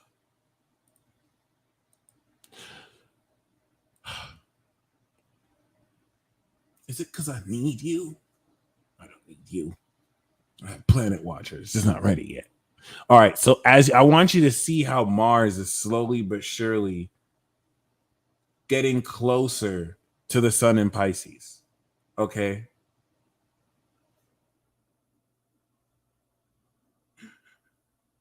Even Neptune moves 25 degrees, the audacity. Okay. So like, this is so suspenseful. This is so surreal. We want to take into account that when Mars enters Gemini, we start this transit with a new moon square Virgo. And we end this transit with the sun square Mars in Pisces on Neptune. Jesus Christ. I can't make this up, guys. I can't make this up, guys. This is the most legendary shit I've ever seen in my whole life. And we're about to see even more legendary shit. So once we step into this, this is the full on aftermath of reaching your highest potential and full ability. You're not Neo at the end of Matrix Resurrections. You're Neo at the end of the first Matrix movie, self-actualized. You're restructuring how you step into the new age with this transcendence of identity, because you're no longer the person who started the Matrix movie. So this is a very key fundamental period. There is the new moon square on the 27th with the sun in Virgo square Mars. Then there's the opposition, okay, with the sun in Sagittarius opposite Mars retrograde. And then there's the final Pisces square. These are the 3 phases. The first phase, we're entering the magic. We're discovering the nature of our magic. We're gaining the context. We're practicing it. We're perfecting it. We're expressing it. We're breaking through. Boom. We have the completion and opposition in Sagittarius season. That's the climax. Now we've broken through mastery of newly defined magical abilities that we're practically using, and now we've ascended it. Now we've reached the peak apex of what's possible. Then from Sagittarius season to Pisces, we're literally changing everything through this ascension, going beyond what we think is possible. And once we reach that final square, okay, we've no longer have to just learn these abilities. Now we've mastered this ability. Now we're getting ready to step into the new world with this mastered self, where we're going to master new abilities, new levels, new devils. But I just want to let you know, Pluto is going to get ready to go into Aquarius. Saturn's going to get ready to go into Pisces. Jupiter is in Aries, getting ready to go into Taurus. And this is going to mark the completion of a very, very, very, very long, but relatively short process of evolution and transformation within you, so that superpowers, blah, blah, blah, supernatural abilities, blah, blah, blah, blah, blah, blah, blah, blah.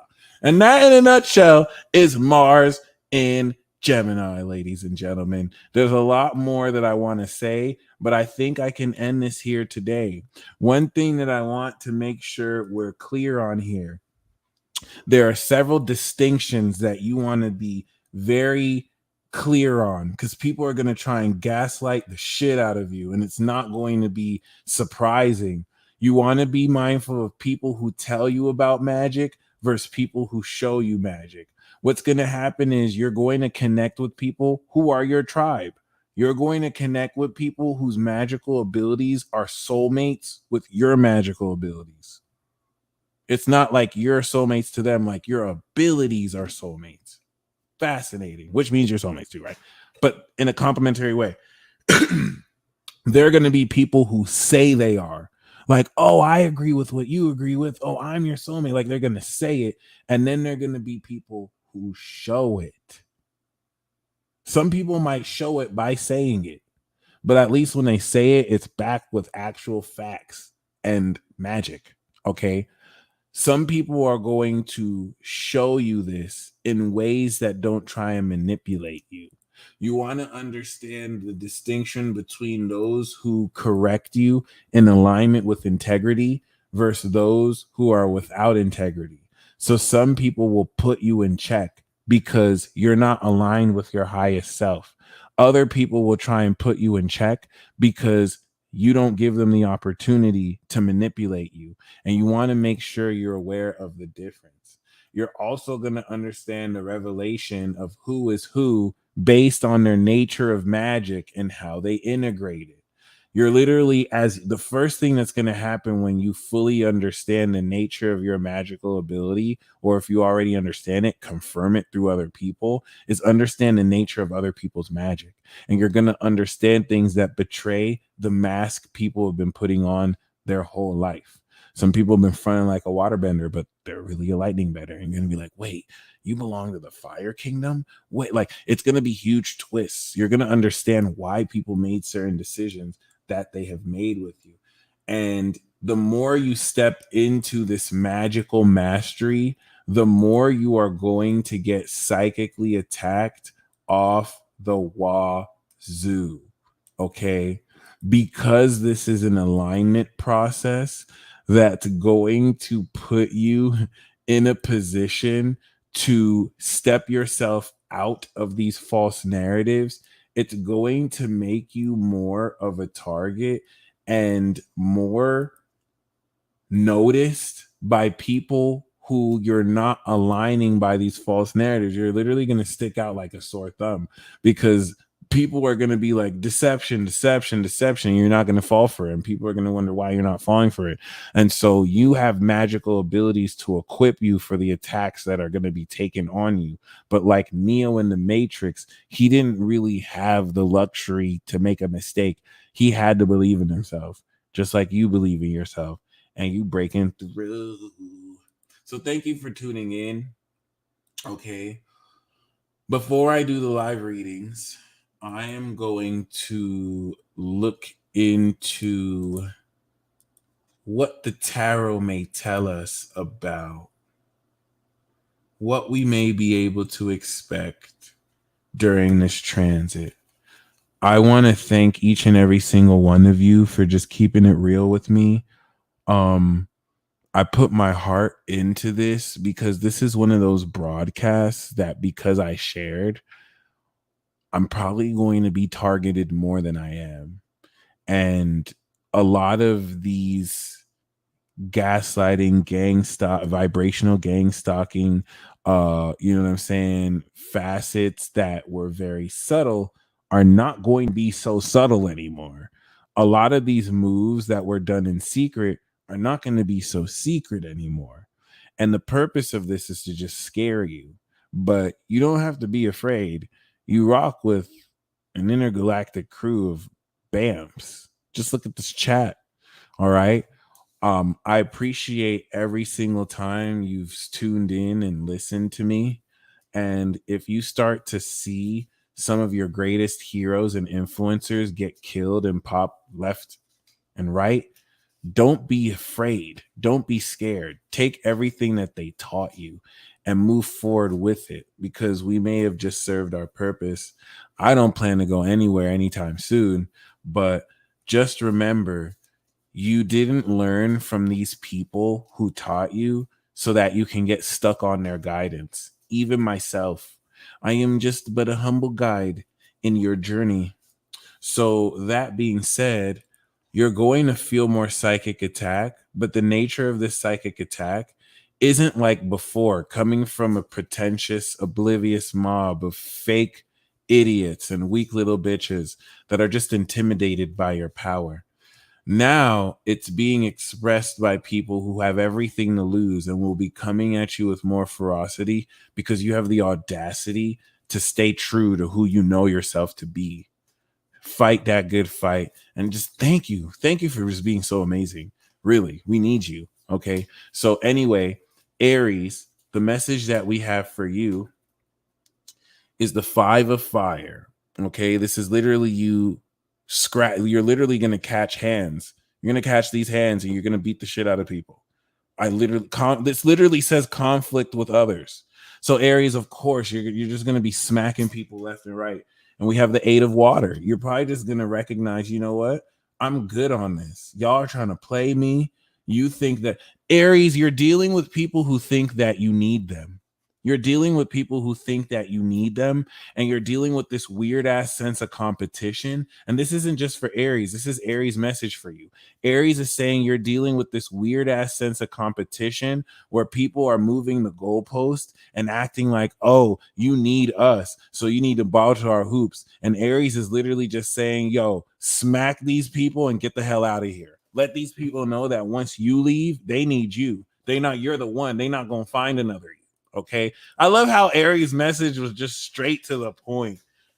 Okay. Like they're like, thank you. Aries is just like, you slap them and move on. That is just so amazing. Okay. And Rel, thank you so much. Okay. So the message that we have from Taurus.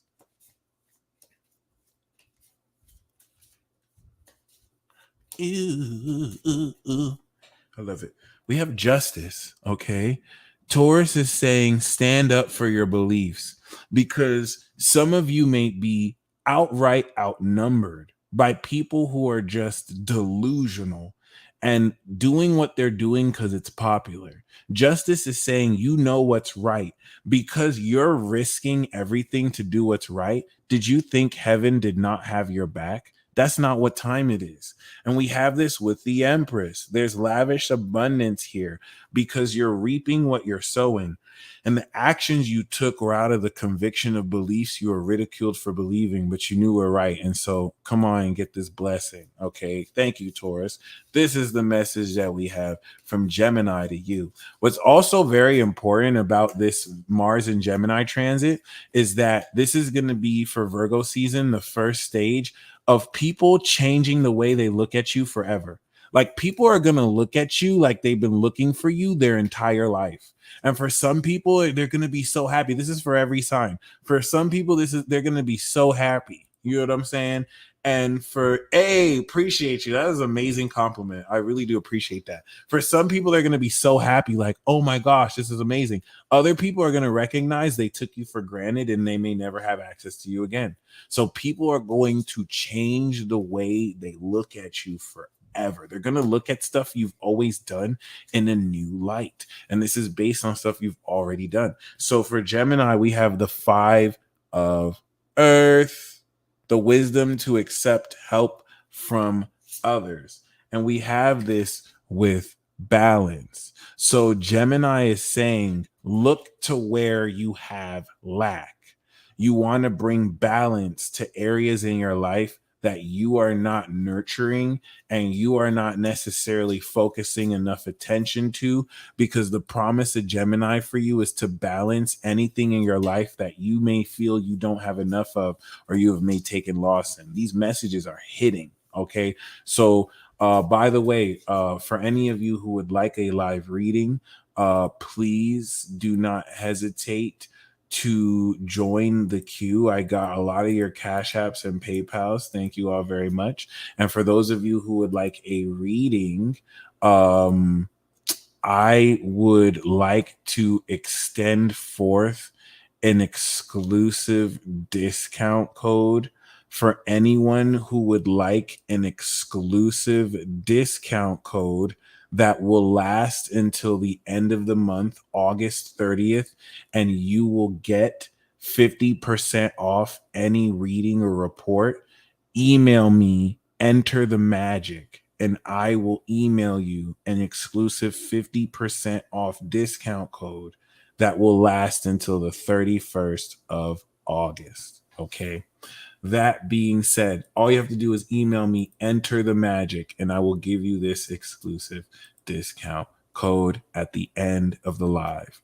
The next 20 people to do this will get this discount code. So I'm only going to do this for the first 20 people to email me this. Okay. The message that we have from Cancer for you is the 5 of air. Aries and Cancer are fighting, okay?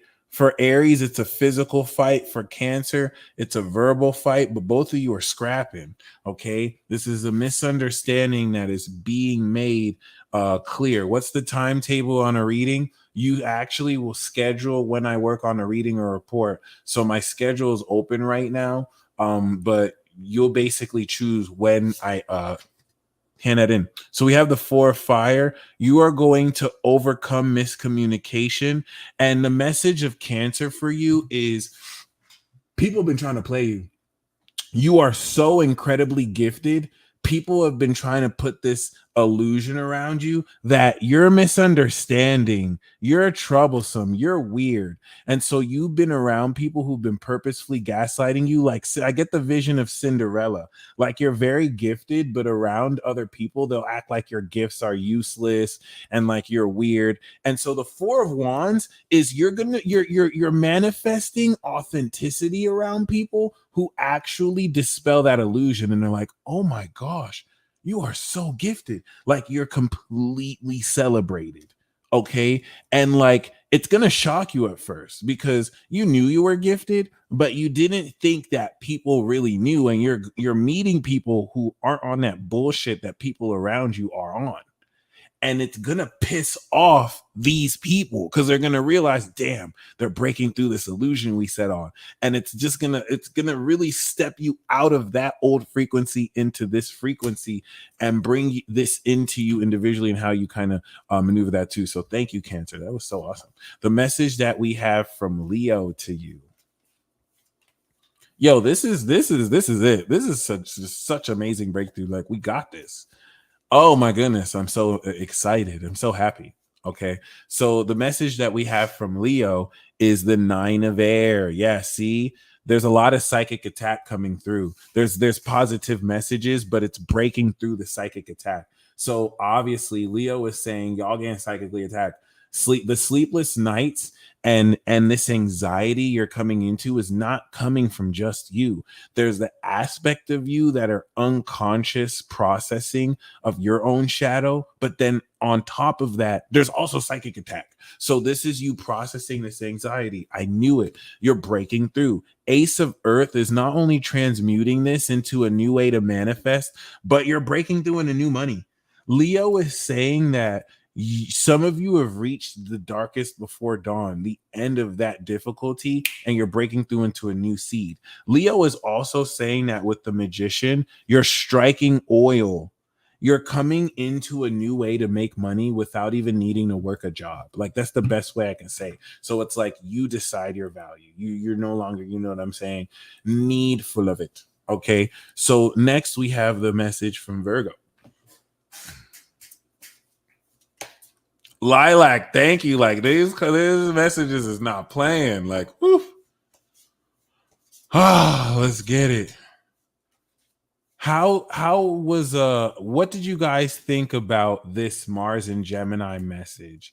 Would you say that I accurately kind of broke it down for you? Because I want to make sure at least the gist is there, because this is very exciting. Like, you're getting ready to break through a whole original like season series. Like, you're getting ready to encapsulate the crystallization of your potential. Okay. Thank you, Christina. I feel you. Okay. So Virgo, we do have the Queen of Air. All right. The Queen of Air is definitely talking about your wittiness. Okay. Virgo is saying you just have to snap back intelligently on an MFer. Okay. And you might just have to go toe to toe intellectually, but it's saying that you're going to be more sharp and focused than you normally are. And this is going to be you dealing with someone like that too. Oh, we have the 7 of air. So be very careful, because this is going to be different for everybody. Virgo is saying you can't play around. The Queen of Air, you ever meet someone where you give someone a great idea and it's like, wow, this is awesome. But they're like, no, that's not going to work. That's not going to work. Like, they're very serious. They're not like overly optimistic. The Queen of Air is going to help you spot through someone trying to finesse you. Someone's going to try and finesse you. 7 of Air is exposing deception. Okay. Plans that mean revision. Now, the Queen of Air could be someone trying to finesse you. If this is someone trying to finesse you, it's someone that gives the impression and appearance of being professional. They're very intelligent, but there's certain red flags they're giving off because they're trying to completely finesse you. In some cases, this is you coming into these qualities to overcome the 7 of Swords. In other cases, it's both to overcome people who put that archetype. So just be on the lookout, because that's a second boss battle in itself. Yeah. Okay. So the message that we have from Libra.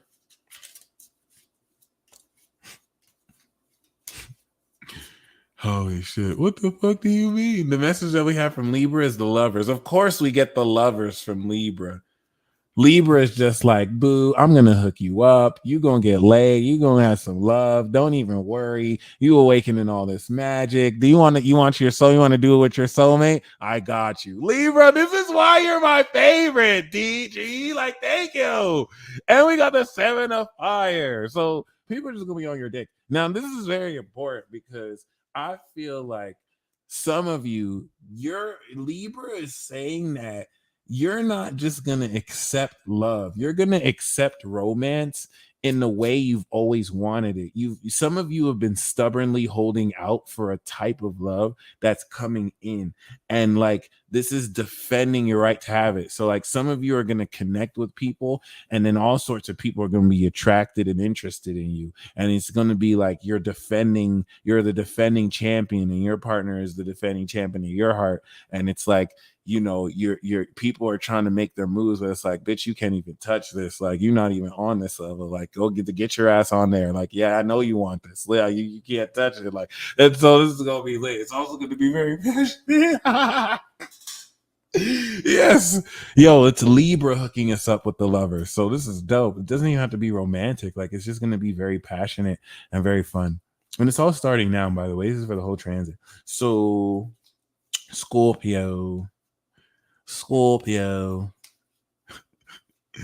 All right, the message from Scorpio is life experience.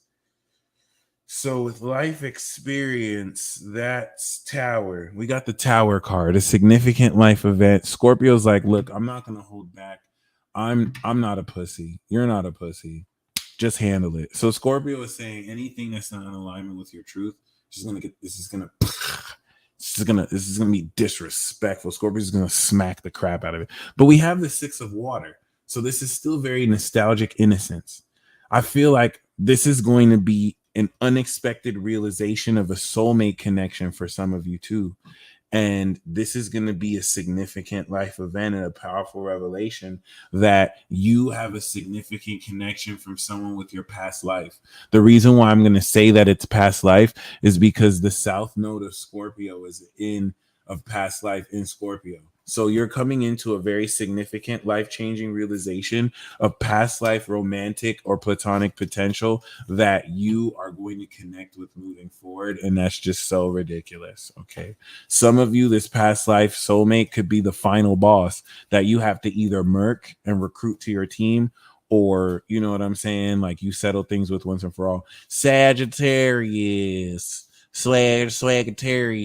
The message we have is the 4 of water. Emotional contemplation. Some of you may just curve opportunities because you just don't feel like it, but you're going to really see through what opportunities are worth it and what's not. Now, we do have the Ace of Earth, and the reason why it's significant is because Leo got this too.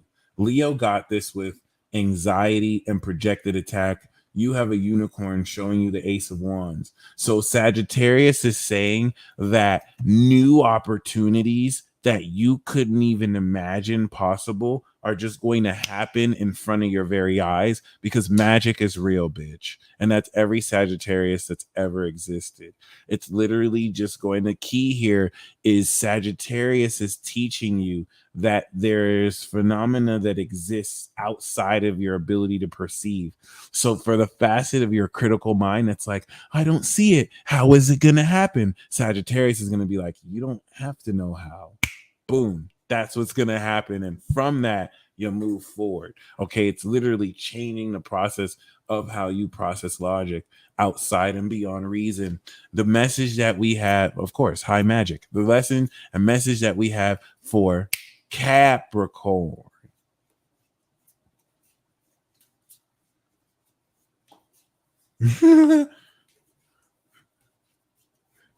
Okay. So we do have the Empresa, lavish abundance. I know we got this for another sign too. So I think Taurus. So this is talking about putting yourself in a position to really express the integrity of your beauty. The Empress card Capricorn is saying that you're not just strutting your stuff, you're coming into a real harvest and development of the maximum ability for you to achieve. Like, what's the maximum abundance you can achieve at this moment? It updates. You're going to really step into that. Yep. An important achievement. I just called it. So basically, many of you have never maxed out. I'm kind of included. Many of you have never experienced the max level of abundance you can have. This updates every year. Sometimes it updates by you taking a huge loss for a restructuring period to where you can come into more. But this is you. Capricorn is saying actively induce, and you're going to manifest anyway this peak experience so that you can use this as a new standard moving forward. So some of you are going to go on a resort for the first time. Some of you are going to go on $100,000 vacation for the first time. If you've done that, a $500,000 vacation, like, it's a new norm. It's going to be amazing though, because this is celebrating your accomplishments in a meaningful way that shows you you're on this next level, and you're going to have the means to do this. Now, the message that we have from Aquarius.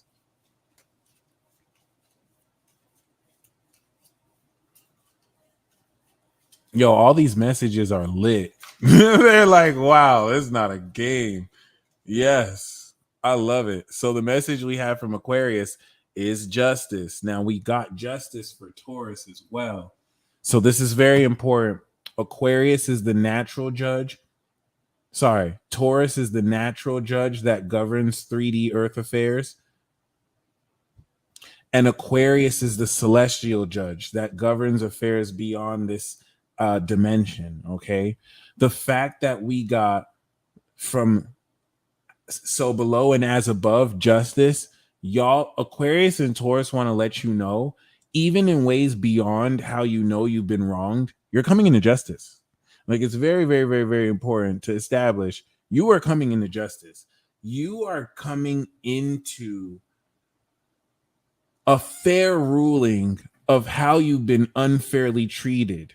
Okay, Taurus is saying in your personal life, people who in your personal life have wronged you, you're going to have justice for.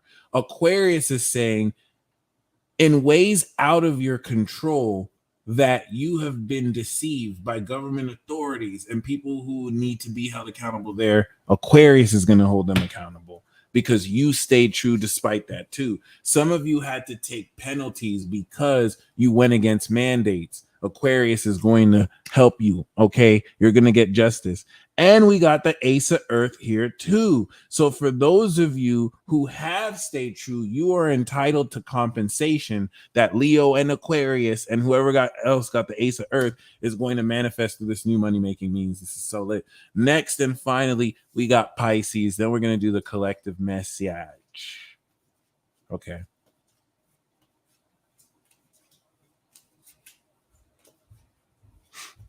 Okay.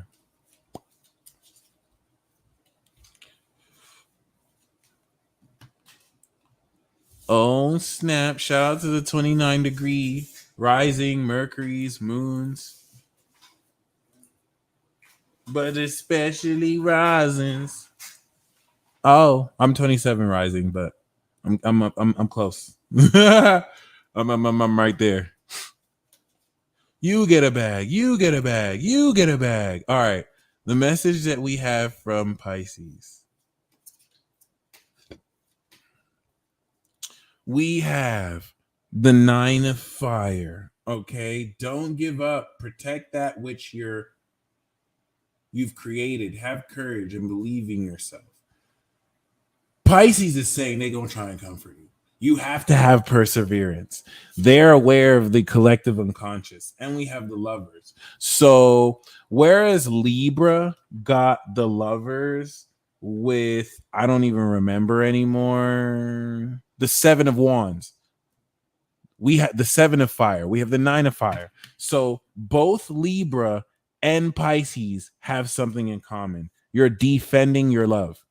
It's literally the same thing.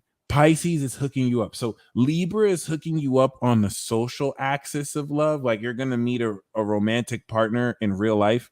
And then Pisces is hooking up the 75D aspect. And your mission is to protect that on the 3D, 5D, and 7D planes. Okay. I hope this makes sense because both of these are definitely talking about you having to defend all the hate and ass vibrations that are going to see you happy with someone else and try and be like, oh, they're weird age, oh, they're interracial, oh, they're the same race but they're different age, or oh, they believe in this, and like both of you are gonna be kicking ass together as a couple, and that's really badass. Okay, so we do have the collective reading.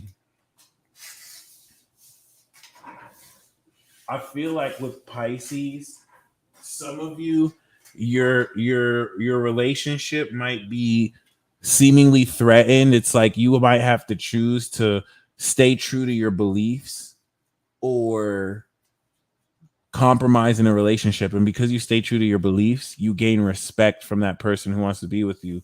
Versus if you try to compromise, it wouldn't work. So just keep that in mind. Like, don't give up. So the collective reading we have, integrating everything.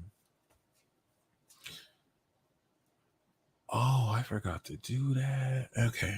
Anyway, we do have the 6 of Water, memories from your history or childhood, issues regarding children, romanticizing the past. So soulmate, we got the soulmate.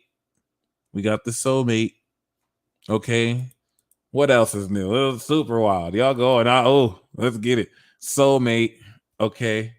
So we also have the 7 of Earth. So yeah, the main message for this Mars and Gemini is you're integrating your magic. You're laying the groundwork to slowly but surely build a soulmate connection. This could be a platonic connection. This could be a platonic and romantic connection. But you're going to be like, you invest in a long-term stock or cryptocurrency platform, invest in a soulmate relationship or a nostalgic, innocent connection that's going to give you a promise of future, and you're planting the seeds for, and you're taking your time to build. This is for any of you who've been dealing with someone that it's not necessarily been moving that fast, and you know that there's soulmate connection and potential, but it's been moving very slow. It's not going to move any faster, but you're going to break through into recognizing this is going to grow. It's going to complete into the 10 of Earth, and this is going to be a long-lasting connection, and you're going to break through this whole feeling of, is it worth it? Is it worth it? To, it's worth it. I'm committing. So a lot of you are going to recognize you're ready to commit to something that may look like it's growing slow, but now you're no longer worried about if it's worth it or not. All right, guys, that is this live. I'm going to do the live readings now. I think this is one of the greatest transit talks that I've ever done in my entire life. I'm going to be archiving all of these videos, even the lives that YouTube took down, and I'm going to find a way to upload these on podcast platforms for any of you that want to run these back, just in case YouTube may take them down too. It's been more of an honor and a privilege to serve you in this capacity. I'm so excited to really unveil what magical abilities we all have, because it's going down. It's going up and down. Okay. So I'm going to get into the live readings. For anyone who wants a live reading, please feel free to hit the description box below and join the queue. And thank you so much. I really do appreciate your donation. Okay. So with that being said, okay, we do have Greg Palmer. Okay. So we're going to start with you, Capricorn moon and sun as a Pisces rising. So Greg Palmer, okay, as a Capricorn moon and sun, you are the motherfucking GOAT. I just want to make sure we're clear here. As a Pisces rising, you're a legend. You are an ascended master that expresses your spirit and soul as the GOAT. As a director god, what this puts you in a position to do in the 11th house is direct collectives and social circles, which makes the core group of friends you meet consist and directed through you. You are a collective leader. And so with Pluto and with Saturn that's gone through here since 2020, you've effectively drawn the grounds to, with Jupiter that's gone through your rising, kick off a brand new 12-year cycle. As a legendary representative of divinity, Saturn that's getting ready to go through your rising during 2023 is going to have you transcend the function of how you express your own shape-shifting divine potential to be this divine mirror in your embodiment of the collective, kind of like Shanzun, but as a sun and moon in Capricorn, to now awaken with Pluto in your sign this entire collective influence of how every action you take domino effects and crescendos everyone else you know in your network and net worth. You're clearing your 12th. And so Mars in your 4th house as a Pisces rising is 6th house to your Capricorn sun and moon. You are integrating the enlightened nature of how you think about how you activate this magic as a part of your lifestyle. And as a Pisces rising, you're going to, during this period, understand what nature of your comfort zone is changing so that you have a foundation of principles with which to truly express this facet of yourself. After you master these fundamental basics, Mars going into your 5th house will express the creative mastery of this through other people, in relationships with other people. And what's key here is this unnecessarily need of skepticism from people who don't even know what you're doing. So there are people who don't even have the authority to criticize what you're doing because they don't even know what the fuck you're doing.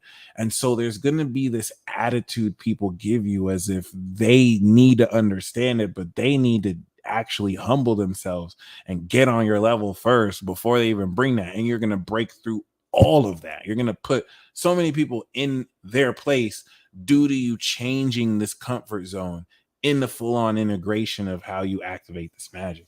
So as a collective representative, this is you more so taking this mastery and showing other people how it's done, leading by example. And I hope that was very accurate for you. Okay. Once again, those of you emailing me to enter the magic, as soon as I end this broadcast, I will most assuredly send you this discount code.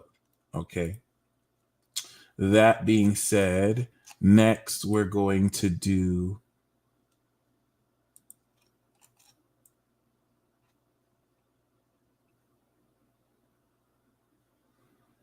Jessica Martinez. Let's get it. So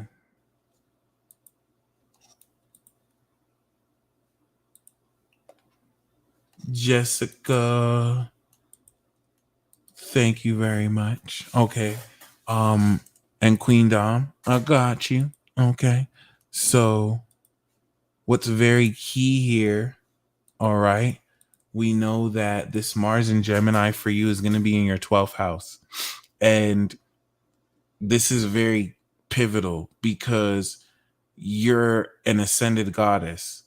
You're an ascended alien goddess with a holy soul. So as a Cancer rising, you're specifically transcending the nature of how innovatedly you show people magic. You're literally using your own self as an example to show the entire collective how to innovate this change of magic into their reality.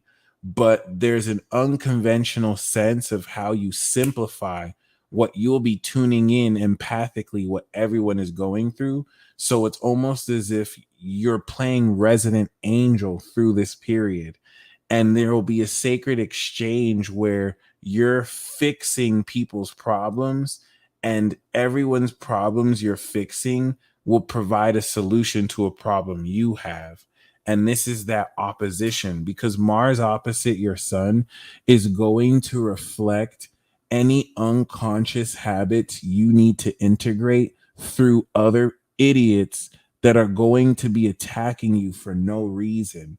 And you will see elements in what they're doing that may mirror unconscious habits you need to align so that you can change the relationship. What makes them idiots is that they are applying prejudice and condescension towards wisdom you're teaching them because you're a woman, or they think you don't know what you're saying when you're the ascended goddess and like they need to take several seats. Okay, so that 12th house Mars and Gemini axis is taking an old way you used to express your magical ability, and it's fundamentally changing the way you serve other people by applying how much more you believe in who and what you are.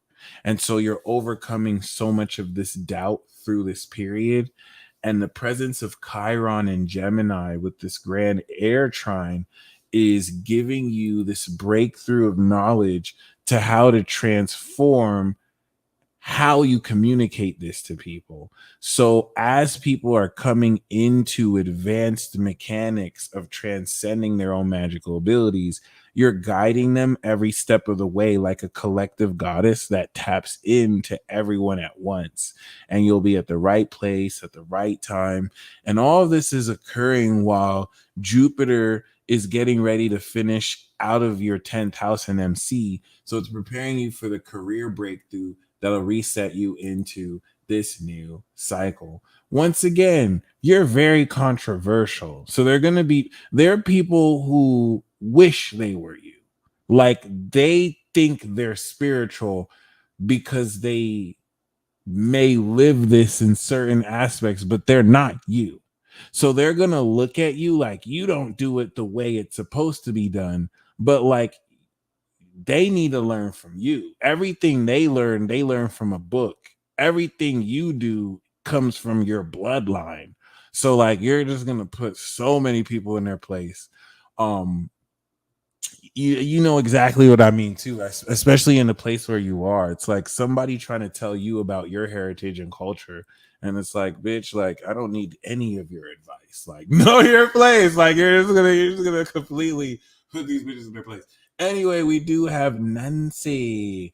Let's see what we have for you, which is very awesome too, because having the mutable energy you have makes you a very adept magician in the way you're able to apply all these perspective shifts in your life. So Mars and Gemini is really just going to change the game in how much more you align and adjust what it is you're communicating to people in ways that make it more clear what you've always been telling people. Okay, because I feel like you at the Virgo angle you represent, having the Pisces magic you have flips on its head how masterfully you're able to really break and dumb things down for people. Okay, and so, Nancy, this is going to give you so much of the relationship breakthrough that you're feeling, and you have been aligning with other men or relationship potential around you, versus now you gaining more concrete insight about how directly to create the relationships that you have always wanted to create. Okay. It's not that you weren't able to do it before. It's that now everything has completed itself in order to do this. One of the major key factors here, Nancy, is that you have Pisces in your rising. So Jupiter, that has been retrograding back into Pisces, has completed the first chapter for you. You were wanting, and we all do this, you are wanting to start a new relationship because you're in a new cycle, but you don't want to start a new relationship before we officially kick in a new cycle, because it's like bringing in someone into your life while you're still breaking up with your ex and getting over closure. So the universe wants you to kick in that new cycle and then bring in all these new people. This means you may already know some of these people now, but the context won't unveil until you go through this next cycle. So the key facet of this, which this is also going to apply to everybody, you know, given how divine you are with Neptune on your rising, people are projecting all sorts of strangeness on you because they can't accept that you're super magical. So they look at stuff you believe and say, and they feel very weirded out about it. They feel threatened about it, like you're crazy. But it's not that you're crazy. They're helplessly stupid. If they were willing to open their mind in any way, they wouldn't have to project on you that you're a threat or weird. And you're fundamentally breaking through and balancing this, taking back your power. And the Mars and Gemini aspect of this is enabling you, because you have the North Node in Gemini in your chart, to align with this fundamental shift of how to base what direction you take your creativity and your skills in. All this mutable sign transit is preparing you the direction you'll take when Mars goes into Cancer. So this in your fourth house, while it's 10th house to your sun, is actually not only going to help you break through career, but it's going to change the nature of how you work your career, because basically certain things that you feel you have to do now to make a living, you're not going to have to do anymore by the time we finish the retrograde. And this is going to change things up for you with a new comfort zone and a new way to look at your career, because you're applying new abilities with new relationships, that this is definitely going to completely pimp your whole lifestyle in ways that you've been wanting to for a long time now. Okay, so next we have Whitney Craft, Your Divine Highness. I'm going to assume that this is Whitney Murphy. That yeah, there we go. So Whitney Murphy, we see.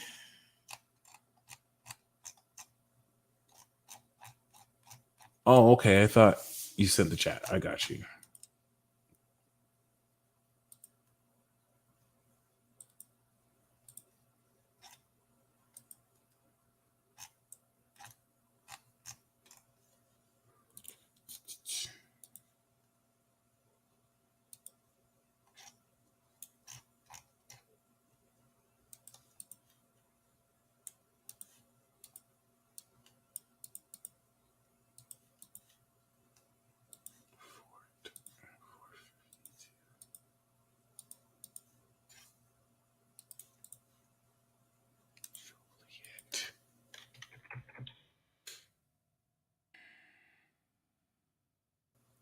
All right.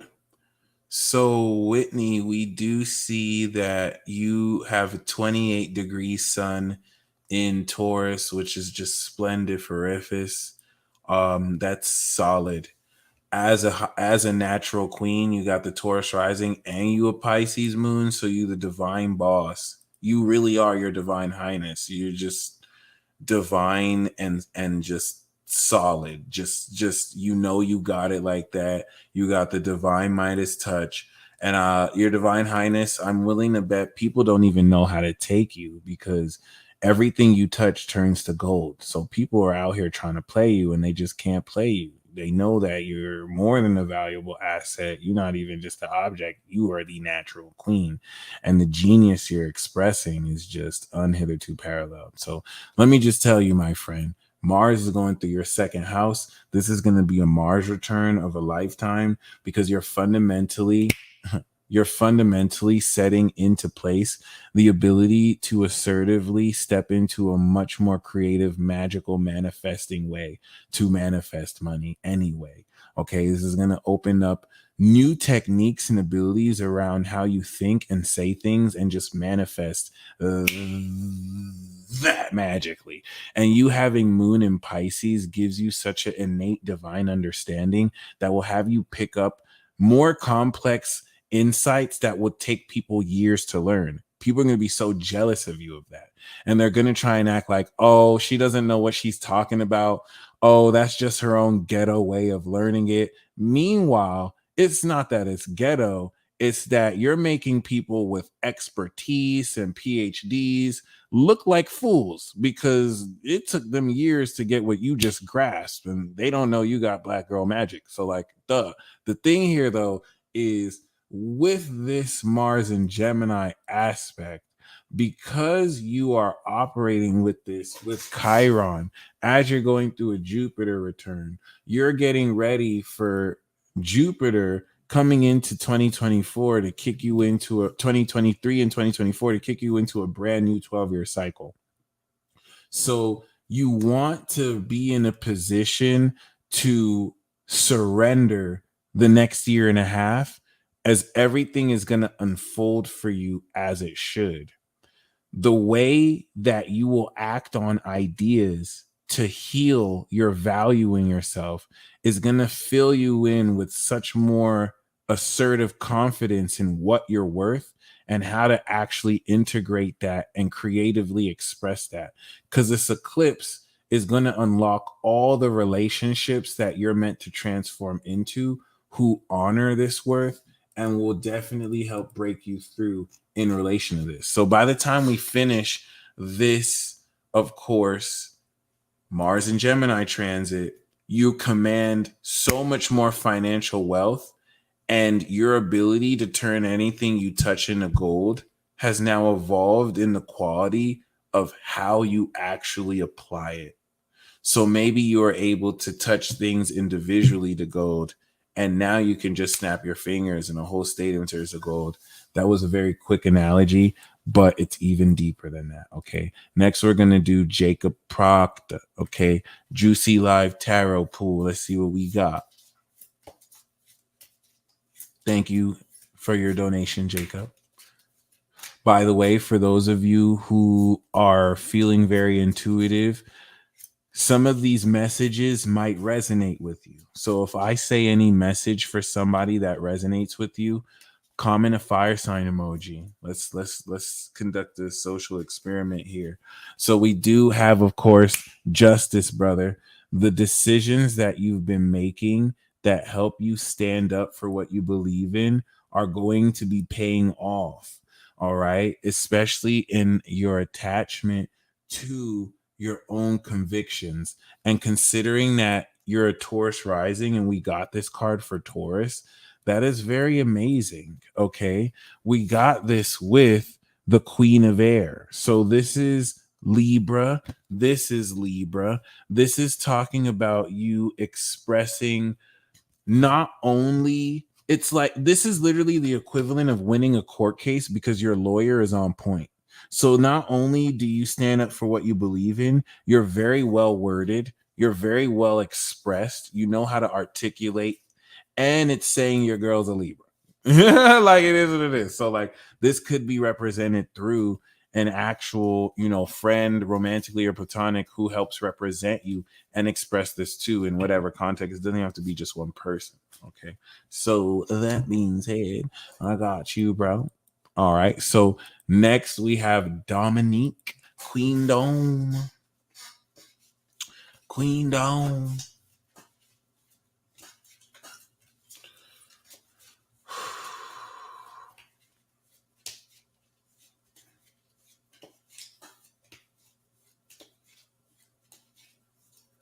All right, Queen Dom. We have the King of Fire. Focus, focus, focus. Concentrate with vision and be a leader. Advice from someone creative. So this is definitely a passion partner. I feel like you're more the Queen of Air influence. So you're going to be the more objective and rational influence. And you're connecting with someone who's more passionate, who complements, even if this is someone of the same sex, they're a more masculine, passionate vibe, and they're going to pull out your more objective quality, or they could be the intellectual one, you'll be the more masculine, assertive one, or these are both elements of you. But I see you as the queen of fire. You have the ideas, they have the passion to kind of move forward. And this Mars in Gemini is going to bring this archetype of people, an actual person like this, or it's going to bring these qualities out within you. So we have a mastery of intellectual focus and genius ideas. And then we have the passion and the boldness to bring those ideas to life. Okay. So it looks like this could be a collaboration that's coming into play. Okay. Next, we have Zach Jack. All right. Born 2004. Yo, shout out to those of you born after the 2000s getting these readings. Y'all are so awesome. Okay. I really do respect y'all. That's super awesome.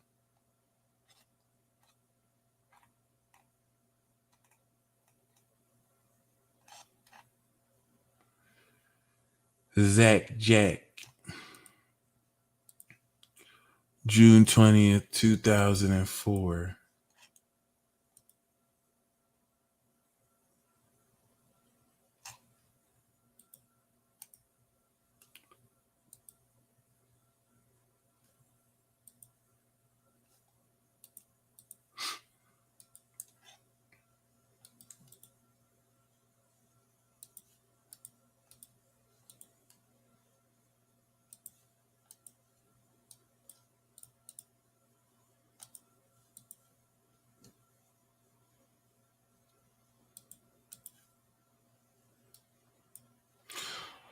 All right. So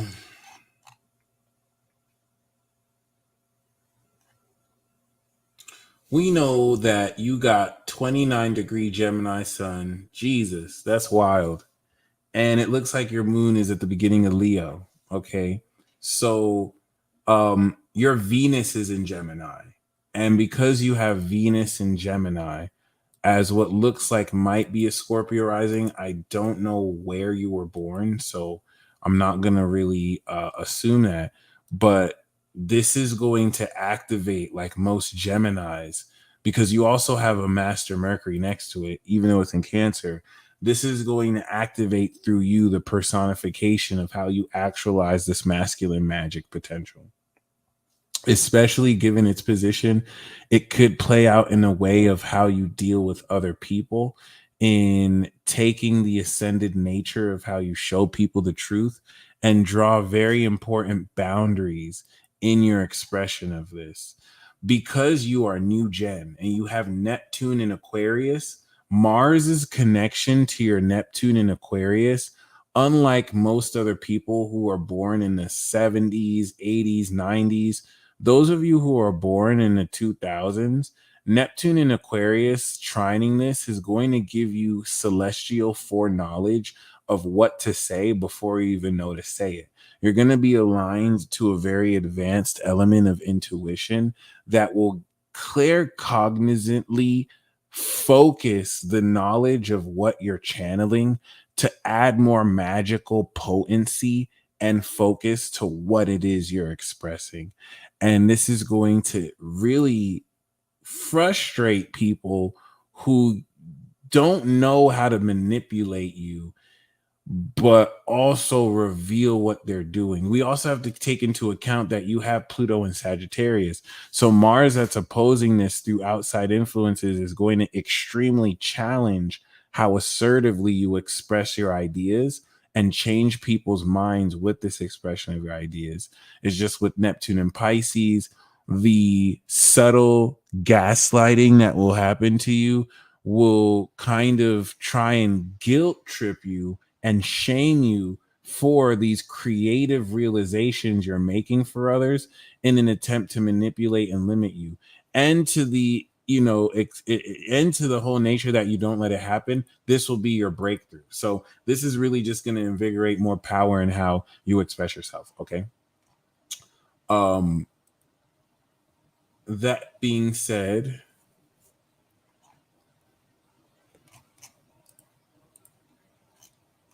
Next, we have Melissa Bonwell. Okay.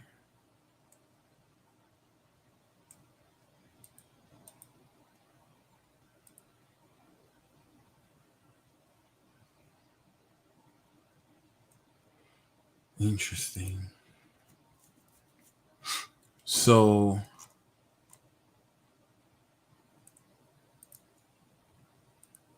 thank you, April. So, Melissa, we know that your rising is in Leo, and because you're a total queen, Aqua Moon, Taurus Sun, this Leo rising transit is going to help you complete this breakthrough in how you're manifesting this groundbreaking platform of career success. And during this period with Saturn transiting your seventh, this is preparing you for a greater round or an initial round of marriage, divorce, business partnerships. You're upgrading the standards with which you connect with people in relationships that will lead into hardcore boundary drawing. And so Mars transiting your 11th is activating a principle assertiveness, changing the way you think about the influence of your power around other people. And because your sun is in Taurus, this is going to change how much more confident you are around friends because you're manifesting as a Taurus sun the value of your 11th house, your social circle, and how much respect you gain with that influence of Saturn that's trining this and Neptune that's squaring this to make sure that, especially starting through Virgo, you're beginning to manifest real practical, tangible clarity on what you're worth so that you can adjust if you feel like you're worth more, what assertive actions to take around your social circle to get what you're worth versus acknowledge what you're getting. It's starting now, but by the time this transit is over, you have broken through how much more respect people in your community give you, how much more influence people in your community acknowledge you present, and how much value you're able to break through because of the work you've already done. So this is really just, once again, a harvest and blossoming May on the moon. I hope this is very accurate because with all this fixed sign energy, this is really producing the sum total of what you're worth in ways that bring you returns that coming into 2023, you can now allocate and use to move forward. Okay. So very, very, very magic, very, very awesome once again. And let's see. Mitchell on Wheels. Mitchell on Wheels. You gave me your Gemini sun, but I don't have your chart. There we go. There we go. Sag rising, Aries moon, Gemini sun. So as a Sagittarius rising, you are an ascended angel. I'm so glad that that's accurate for you. This is going to be really awesome for you. Okay. So Michelle on Wheels. Okay. The reason why this is very cool is as an ascended being that's a 7th house Gemini sun, you truth blast the bejesus out of people. And the South Node in your sign unlocked the ascended nature of your goddesshood. And so as an Aries moon, you're like a Alita battle angel. You really don't compromise on how magically you express the truth of who you are, even if you have to get a bit militant, because your authenticity is what really breaks you through victory every time. You already know how they do in us Geminis. So there's going to be less of a tolerance to how much more courageously you express this truth. So Mars in your sign is the blicky. It's like, okay, you're going to come for me, but I will blast you. I think up until this point, people tried to guilt trip you for just being willing to blast fools. So there was all this rhetoric about gun control and like how you really draw your boundaries. And now that Mars is going through Gemini, people are going to try and cross the line. And you have already warned them through Gemini season. You're like, hey, these are my boundaries. If you cross them, I will blast you in the face. And people were like, ha ha ha, that's so funny. Like, that's crazy. And now Mars is in Gemini, and some people are going to cross the line. You're going to blast them in the face. And they'll be like, oh my God, she was serious. And like, this is going to fundamentally change in your seventh house the way people approach you. You're presenting a more masculine assertion to how you express yourself in relationships that will bring out all the miscommunication that people kind of put in to undermine what you were saying anyway. Especially taking tropes to dismiss the nature of your truth because how much it exposed people around you. It's not even really all a bad thing. Like, this is going to really strengthen connections in your life that acknowledge your value and what you're doing. It's cool that your moon is in Aries because I feel like you'll feel into the primal nature of Mars that your sun's awareness will give you. But if you were a Gemini rising with this, you'd be identifying with this masculine assertion. And this would be more so how much you're strengthening your character. As a Sag rising, the archer, you are blasting people in the face. It's like, bitch, this is, I told you, don't cross the line, blah, blah, blah. And they're going to be like, damn, she really pops, motherfucker. Okay. Like, the way people are going to approach you after Mars and Gemini, already you got that moon in Aries. So they already don't step to you the wrong way. But now it's just going to be like, I dare you. And I don't want to put it like it's unnecessarily violent. I feel like there's a very fun application of the same message, but I really just see you blasting fools in the face who had the audacity to try and like step to you like that, and they never should have. Okay. Woo! Thank you guys. Once again, $20 is gonna get the cards for anyone who wants a card reading. Angelica, I see you got a card reading. Chickpea, I see you got a card reading. LaShonda, I see you got a card reading. And Karen, I see you got a card reading. So I'm gonna do card readings for all of you. Okay. So Chickpea, I would love to get that tarot card draw.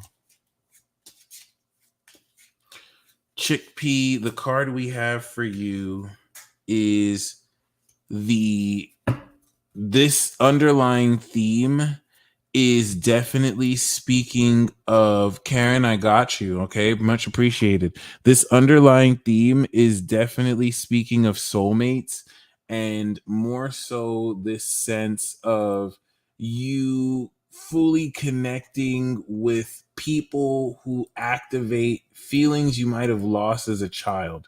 But let me not sugarcoat this. This doesn't have to be romantic. This is definitely a soulmate that you're connecting with. And the main card we have for you is the sun. So you're coming into a lot of happiness. This Mars in Gemini is going to liberate you. We literally have happy outcome, brilliant new ideas, Chickpea, that basically lead to success. So I think you're going to have an unexpected happy turn of events that really seems to be brought out in your favor. But I think this might have to do with soulmate, platonic, or romantic connections in your life that facilitate this as well. So honestly, that's such a good card to pull. And I'm very glad that I was able to pull that with and for you. Okay. So now I have July 23, 1970, 1853. So Karen, Chickpea, I'm so grateful that that sun card is really awesome. You're just going to be, regardless of what it is, you're going to be super happy. Okay. So Karen, right, we know that your rising is in Capricorn, your 0 degree sun in Leo. That is amazing. Okay. The reason why this is very key for you, all you 0 degree sun in Leos, like the Leo King included, Pluto that goes 0 degrees into Aquarius, y'all going to be the first ones to have to transmute that and experience that. You're facilitating awakening for the social collective by you as a lead role character showing us. Remember, as a lead role character, we watch you on the projector screen. So what happens to you ripple effects to everyone else watching the movie in the way we internalize what you're going through. Life of a Leo. So as a Capricorn rising, you're integrating into your behavior new magical abilities that fundamentally add efficiency to the way you do everything in your life. greater multitasking, and you're aligning with enlightenment, the actions that take how since June, remember, in June, we had a new moon cycle in Gemini. And this was when you started a brand new cycle to step into your habits, a brand new way to live your life. It's just as a Leo sun, you were aware of how relationships with your social circle of friends, 11th house to you, influence this element of your lifestyle. So the Mars retrograde and direct is going to now activate everything since June you learned in magic school.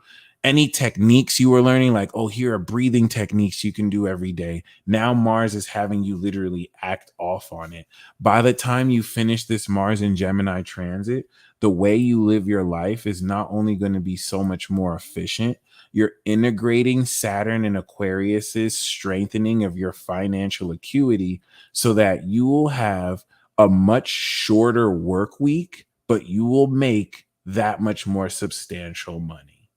Congratulations. And the way you deal with others is going to completely innovate to provide greater self-employed mechanics and means of survival and thriving. Next, we have Angelica Santana. Okay, I'm feeling really good energy with this. All right. And Karen, I'm so glad that was very accurate for you. I think you're going to enjoy this very much. It's just going to really bring everything together in a way that will allow you to serve others. Angelica, thank you so much for your patience. So we do have the Ace of Earth. Not surprisingly, the way you're making it rain and sharing your abundance with other people, you're coming into this inflow of abundance. It's a new income stream. It's a new business venture. It's a new promise of growth. And we do have unity. So this might be connected to a greater organization. You might even be working for a new organization that's going to bring you in so much more money. That's solid. Hierophant and the Ace of Pentacles. And so for LaShonda here, no way. Oh, that's beautiful. So for LaShonda, by the way, made me this beautiful organite pyramid to keep in front of my computer. You might hear us on a track together soon. So LaShonda, we do have the same Ace of Earth and Unity. So I'm gonna have to reshuffle this because not surprisingly, you did get sponsored. So I think she gave you her magic too. You're coming into a brand new way to make money or a new kind of healthy beginning. But we also have for you life experience, okay? A significant life event, a powerful revelation that leads to change, time to spread your wings. And we have that with the dreamer. So unexpectedly, LaShonda, you're going on a brand new adventure, a leap of faith, follow your dreams, unexpected opportunities, just like that. It's very Uranian based. It's not necessarily something that I think you plan for, but it's going to redirect you in a direction of your dreams that you've been wanting to go into. So I think it's going to be super awesome. Okay. So with that being said, next we're going to do Miss Hayes from Fayetteville, North Carolina. Okay. Let me see. Okay, cool. Born 1968. That's beautiful. The late 1960s brings Uranus and Neptune out of the social planets. And so we start to see a peak level of evolution in this vein that is quite legendary. Only because now we're in a position where you all get to fully master this, unlike just being born with this, where we still need some experience to blossom this all in. Okay, so with that being said,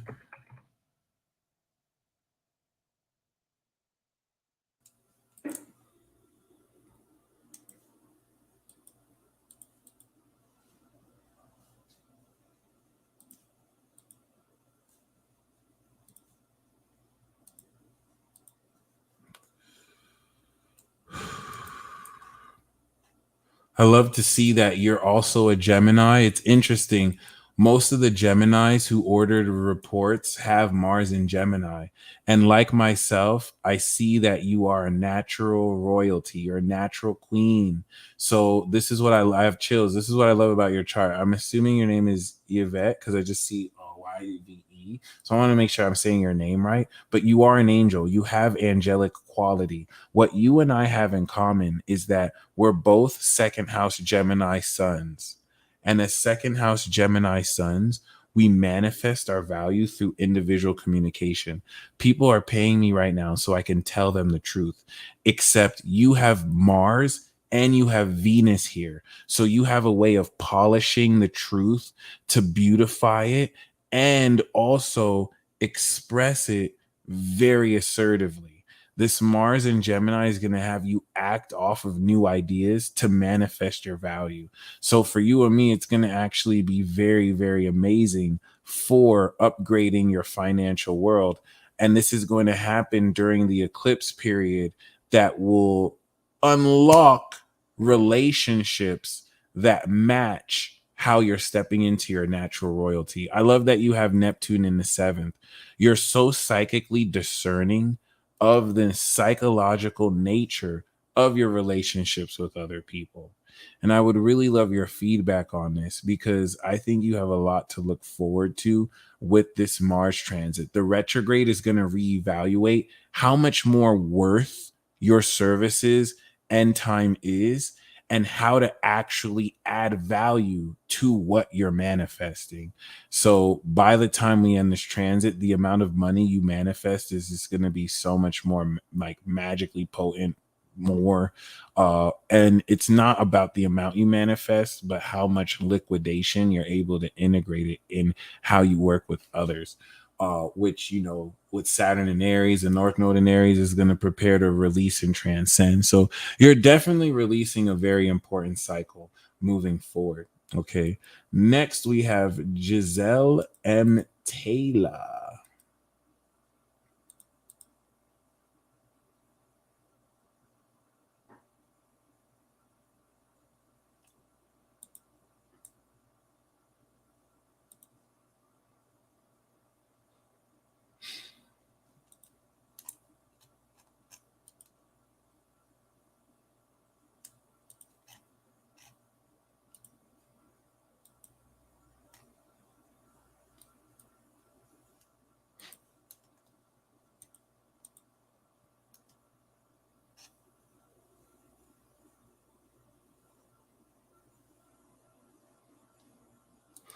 Goddess Nation, please, thank you for joining us. If you would like a live reading, please click the description box below and you'll be able to join the queue. Okay. And please send me the email of your chart if you want a chart, or if you want a card, I will pull a card for you.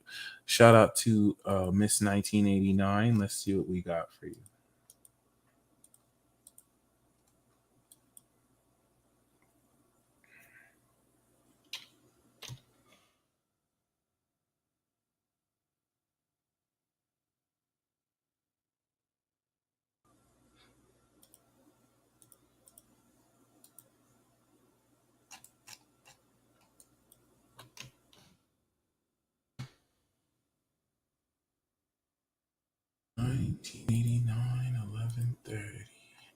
Sagittarius, 12 a.m.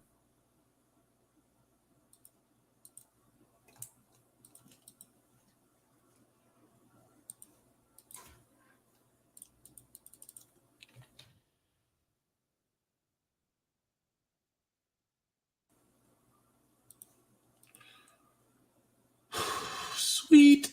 Okay, so Virgo rising. Okay, this is so awesome for two reasons. As a Virgo rising, this Gemini Mars is going to fundamentally shift all the success you're going to come into your career.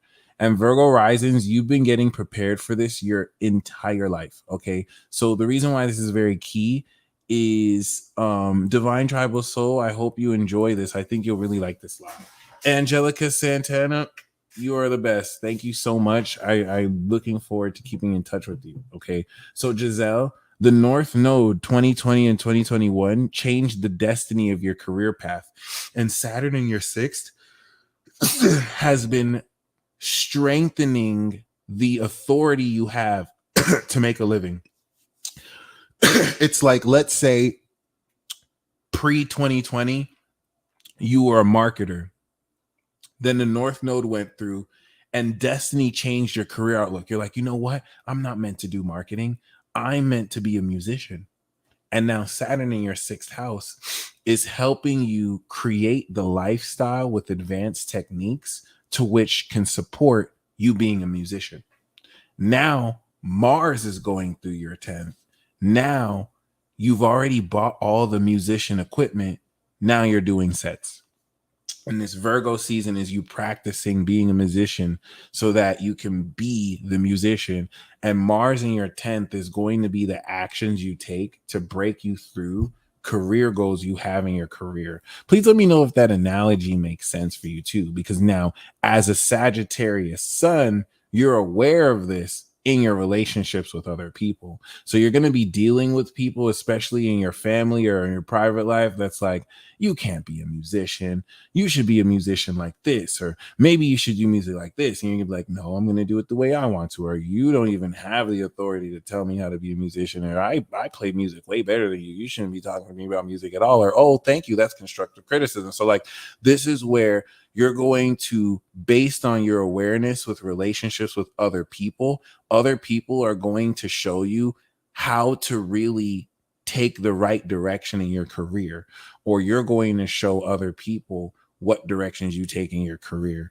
But that fundamental axis will help you break through. I mean, you're 89, so you have the stellium in Capricorn for you with Saturn, with Neptune, with Uranus. So this is also going to help you break through post Saturn return, how you really accept and accentuate this. Remember, Jupiter went through your seventh. So you're getting ready to evolve all your partnerships and step into more serious marriages and business partnerships, because you've evolved it.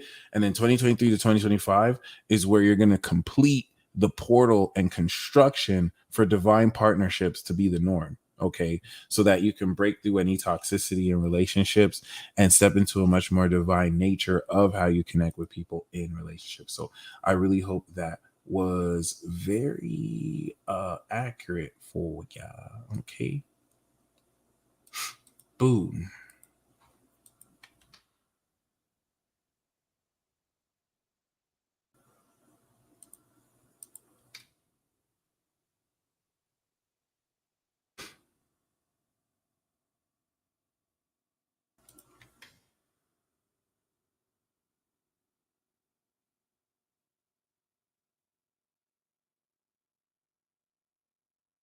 Shout out to those of you who emailed me for the enter the magic code.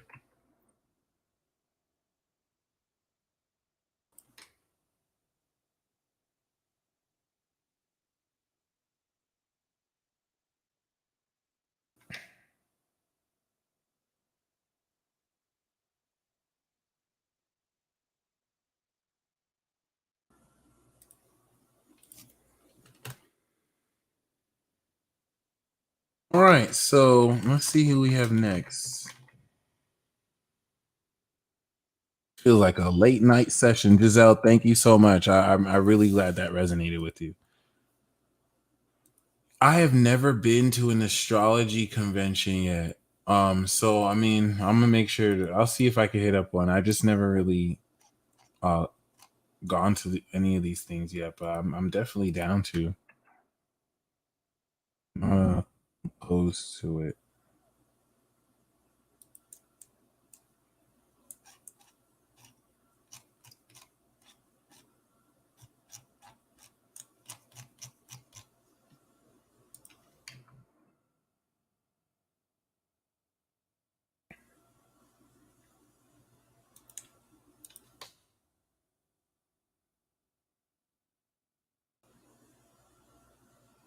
Okay. So I got that. April. Eileen, I got your chart.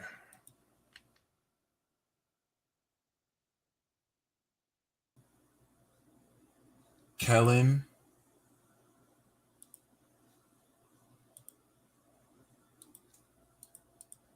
Let me see. Banks be fair. There we go. So Kellen, I got your chart. Eileen, I got your chart. I'm not sure who Nirvana is.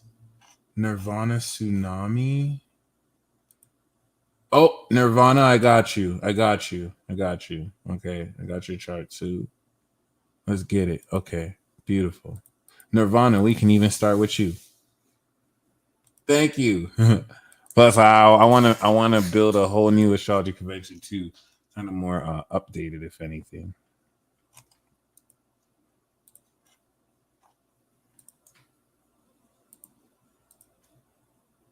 All right, Nirvana. So we know you're 29-degree Virgo rising. You're like the master's master. And as a Scorpio sun with the Aries moon, you are raw purity. So as an expression of raw purity and having Pluto on your rising, you are an instrument of the Kundalini goddess. You awaken people, especially given, of course, you know what I'm saying? Oh, nice. Especially, of course, concerning this nature of how magically you represent the analysis and perfection of of critical analysis and being breaking down facts and details. Okay, so if we count your rising as Libra and late Virgo, Gemini is going to be your ninth house that is breaking through into the 10th house. And as a Scorpio sun, this is going to transform your relationship with your career. Nirvana, this is very important because elements about what you wanted to achieve in your career that you weren't necessarily sure was possible or you always knew was possible, but other people didn't believe in it. By the time we finish this transit, you've already shown people that it's more than possible. This isn't in a situation where you need anyone's approval to do what you're doing. It's just going to break through in the way you gain more trust in how you interface what you do with other people making sense of it, because you're so different. You have this occult wisdom and knowledge that's very dense. It's too complex for other people.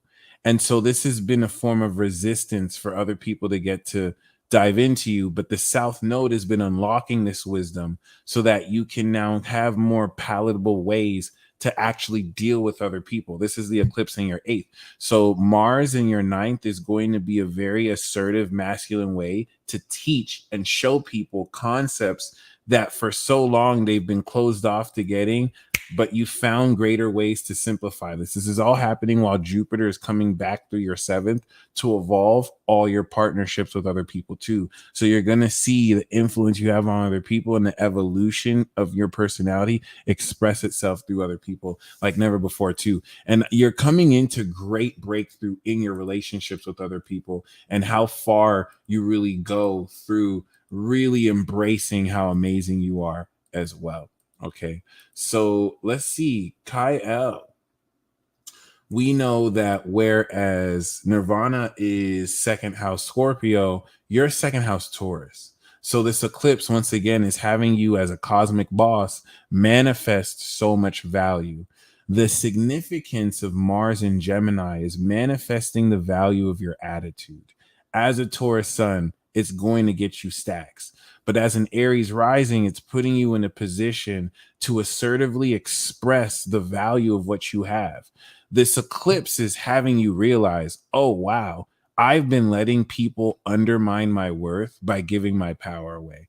Mars in Gemini is going to be you expressing, hey, I got it like that. Everything I touch turns to gold. But you're going to have a very unique way of assertively expressing what you got and your ideas that's going to bring a lot of attraction towards you. You're going to be changing a lot of people's minds. It's going to be like, wow, I never thought of it like that. And people are going to now see more reason as to why they should invest in you, why they should take a part of what you have. And it's really dope because you have Pluto in Sagittarius, which is going to intensify how extremely you can back up everything you're saying about what you're worth and just basically show them.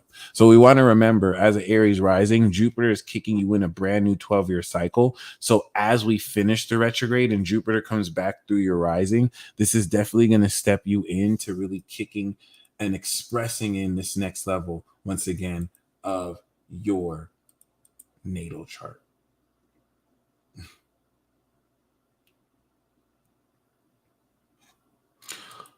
All right, Eileen.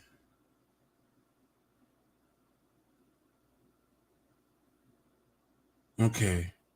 Eileen, you asked a very interesting question. Okay. So you have Juno near your rising, but you have Venus and Jupiter on your sun, your rising, your high queen, aqua rising. And so we know your sun is 12th house Capricorn, North Node.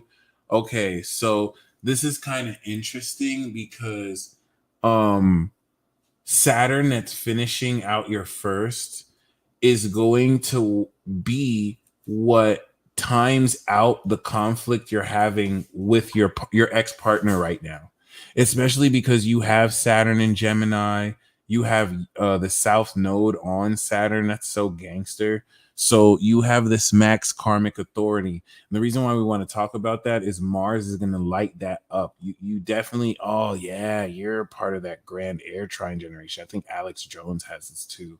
That's so badass. And you're in the 12th house. So you got Lilith and Juno. I think you might have been involved in some clandestine, hidden behind the scenes relationships that on the surface make you look more shady than you are. I think there's a obviously personal reason for why you may keep certain things private given how misunderstood they are, and it's for your own personal integrity. So Pluto has been helping you break through a lot of these dynamics. It's something important I want to mention. You having Saturn on the south node with Mars here is going to fundamentally repair how assertively you uplift yourself out of these karmic limitations. So Saturn coming out your first, Pluto coming out your sign, and Mars activating through the retrograde, the Saturn energy is going to bring that initial shift in. And it's interesting because Mars is in your 5th house of romance, dating, creativity. So that I feel is you moving forward with this new potential partner. You know what I'm saying? To be in a position to break through accordingly.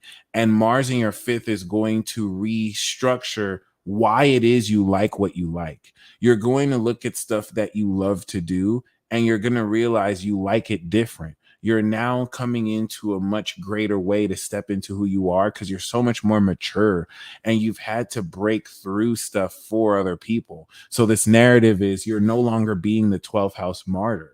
You're breaking through this new cycle to really get what you want because you deserve it. And this is you breaking through any shame and guilt in getting what you want. So I really see this Mars transit as you mastering your magic, how you create a lifestyle that you've mastered because you have a very disciplined lifestyle that you're destined to help others live aligned to.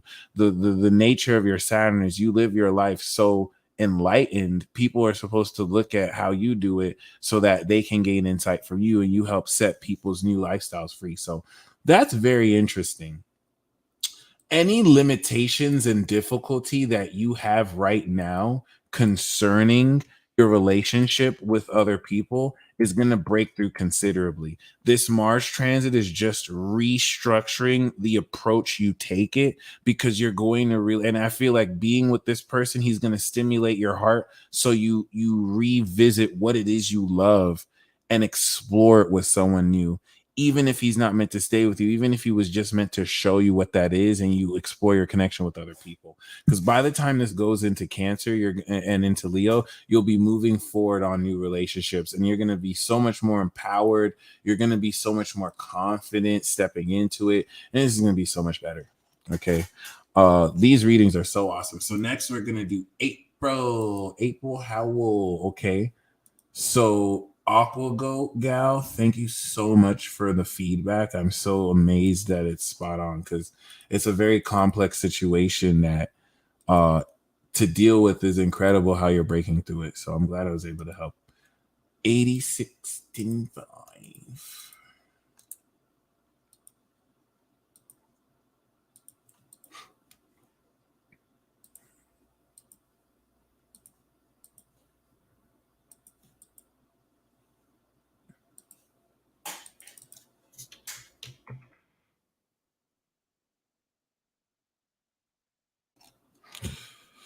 So, April, we know that you are the high priestess and you have this as a pure artist, Scorpio moon, Libra sun. Yeah, that air trine is awesome. I'm so glad I was able to help and all best of luck to this new relationship. I hope you enjoy it. Okay. So, April, Mars in Gemini is going to be in your 12th, similar to Jessica, right? You're transcending the function of how you apply this next stage of your magical evolution. And as a Cancer rising, this is coming up the crux of you taking individual action to take your career to the next level, not some miracle event that someone gives you an opportunity for. This is very empowering because this is based on your own actions, bringing your own success into view. So the way that you think about yourself is changing forever because you're no longer the person who you were before you had challenges getting here. And so as a Libra sun, this is ninth house to you. So you're coming into higher philosophy of how to change your spiritual beliefs because every doubt you had surrounding what you think you can do, you're going to do, especially doubts that are projected to you because you have Saturn in Sagittarius, Uranus in Sagittarius, and the stellium in Scorpio is going to be the social pushback to reinforce greater strength in your behavior, but also challenge you to bring certain thoughts that they feel is impossible into reality through you just doing it unconsciously in some senses. And this is going to take certain techniques and abilities that you're thinking of bringing into reality. And the Saturn opposition to Mars will strengthen coming in through Sagittarius season how to show people and literally give life to spiritual beliefs that Gemini season enlightened you new ways to think about. So Virgo season is we start this transit is already going to bring into your real attitude skills that practically bring to form these advanced enlightened ways to think about your spiritual beliefs and your spiritual path. We're taking abstract qualities and nature of your spirituality that after this transit will be practically expressed. Like you're going to be able to break down praying and calling on angels as simple as like an ABC song.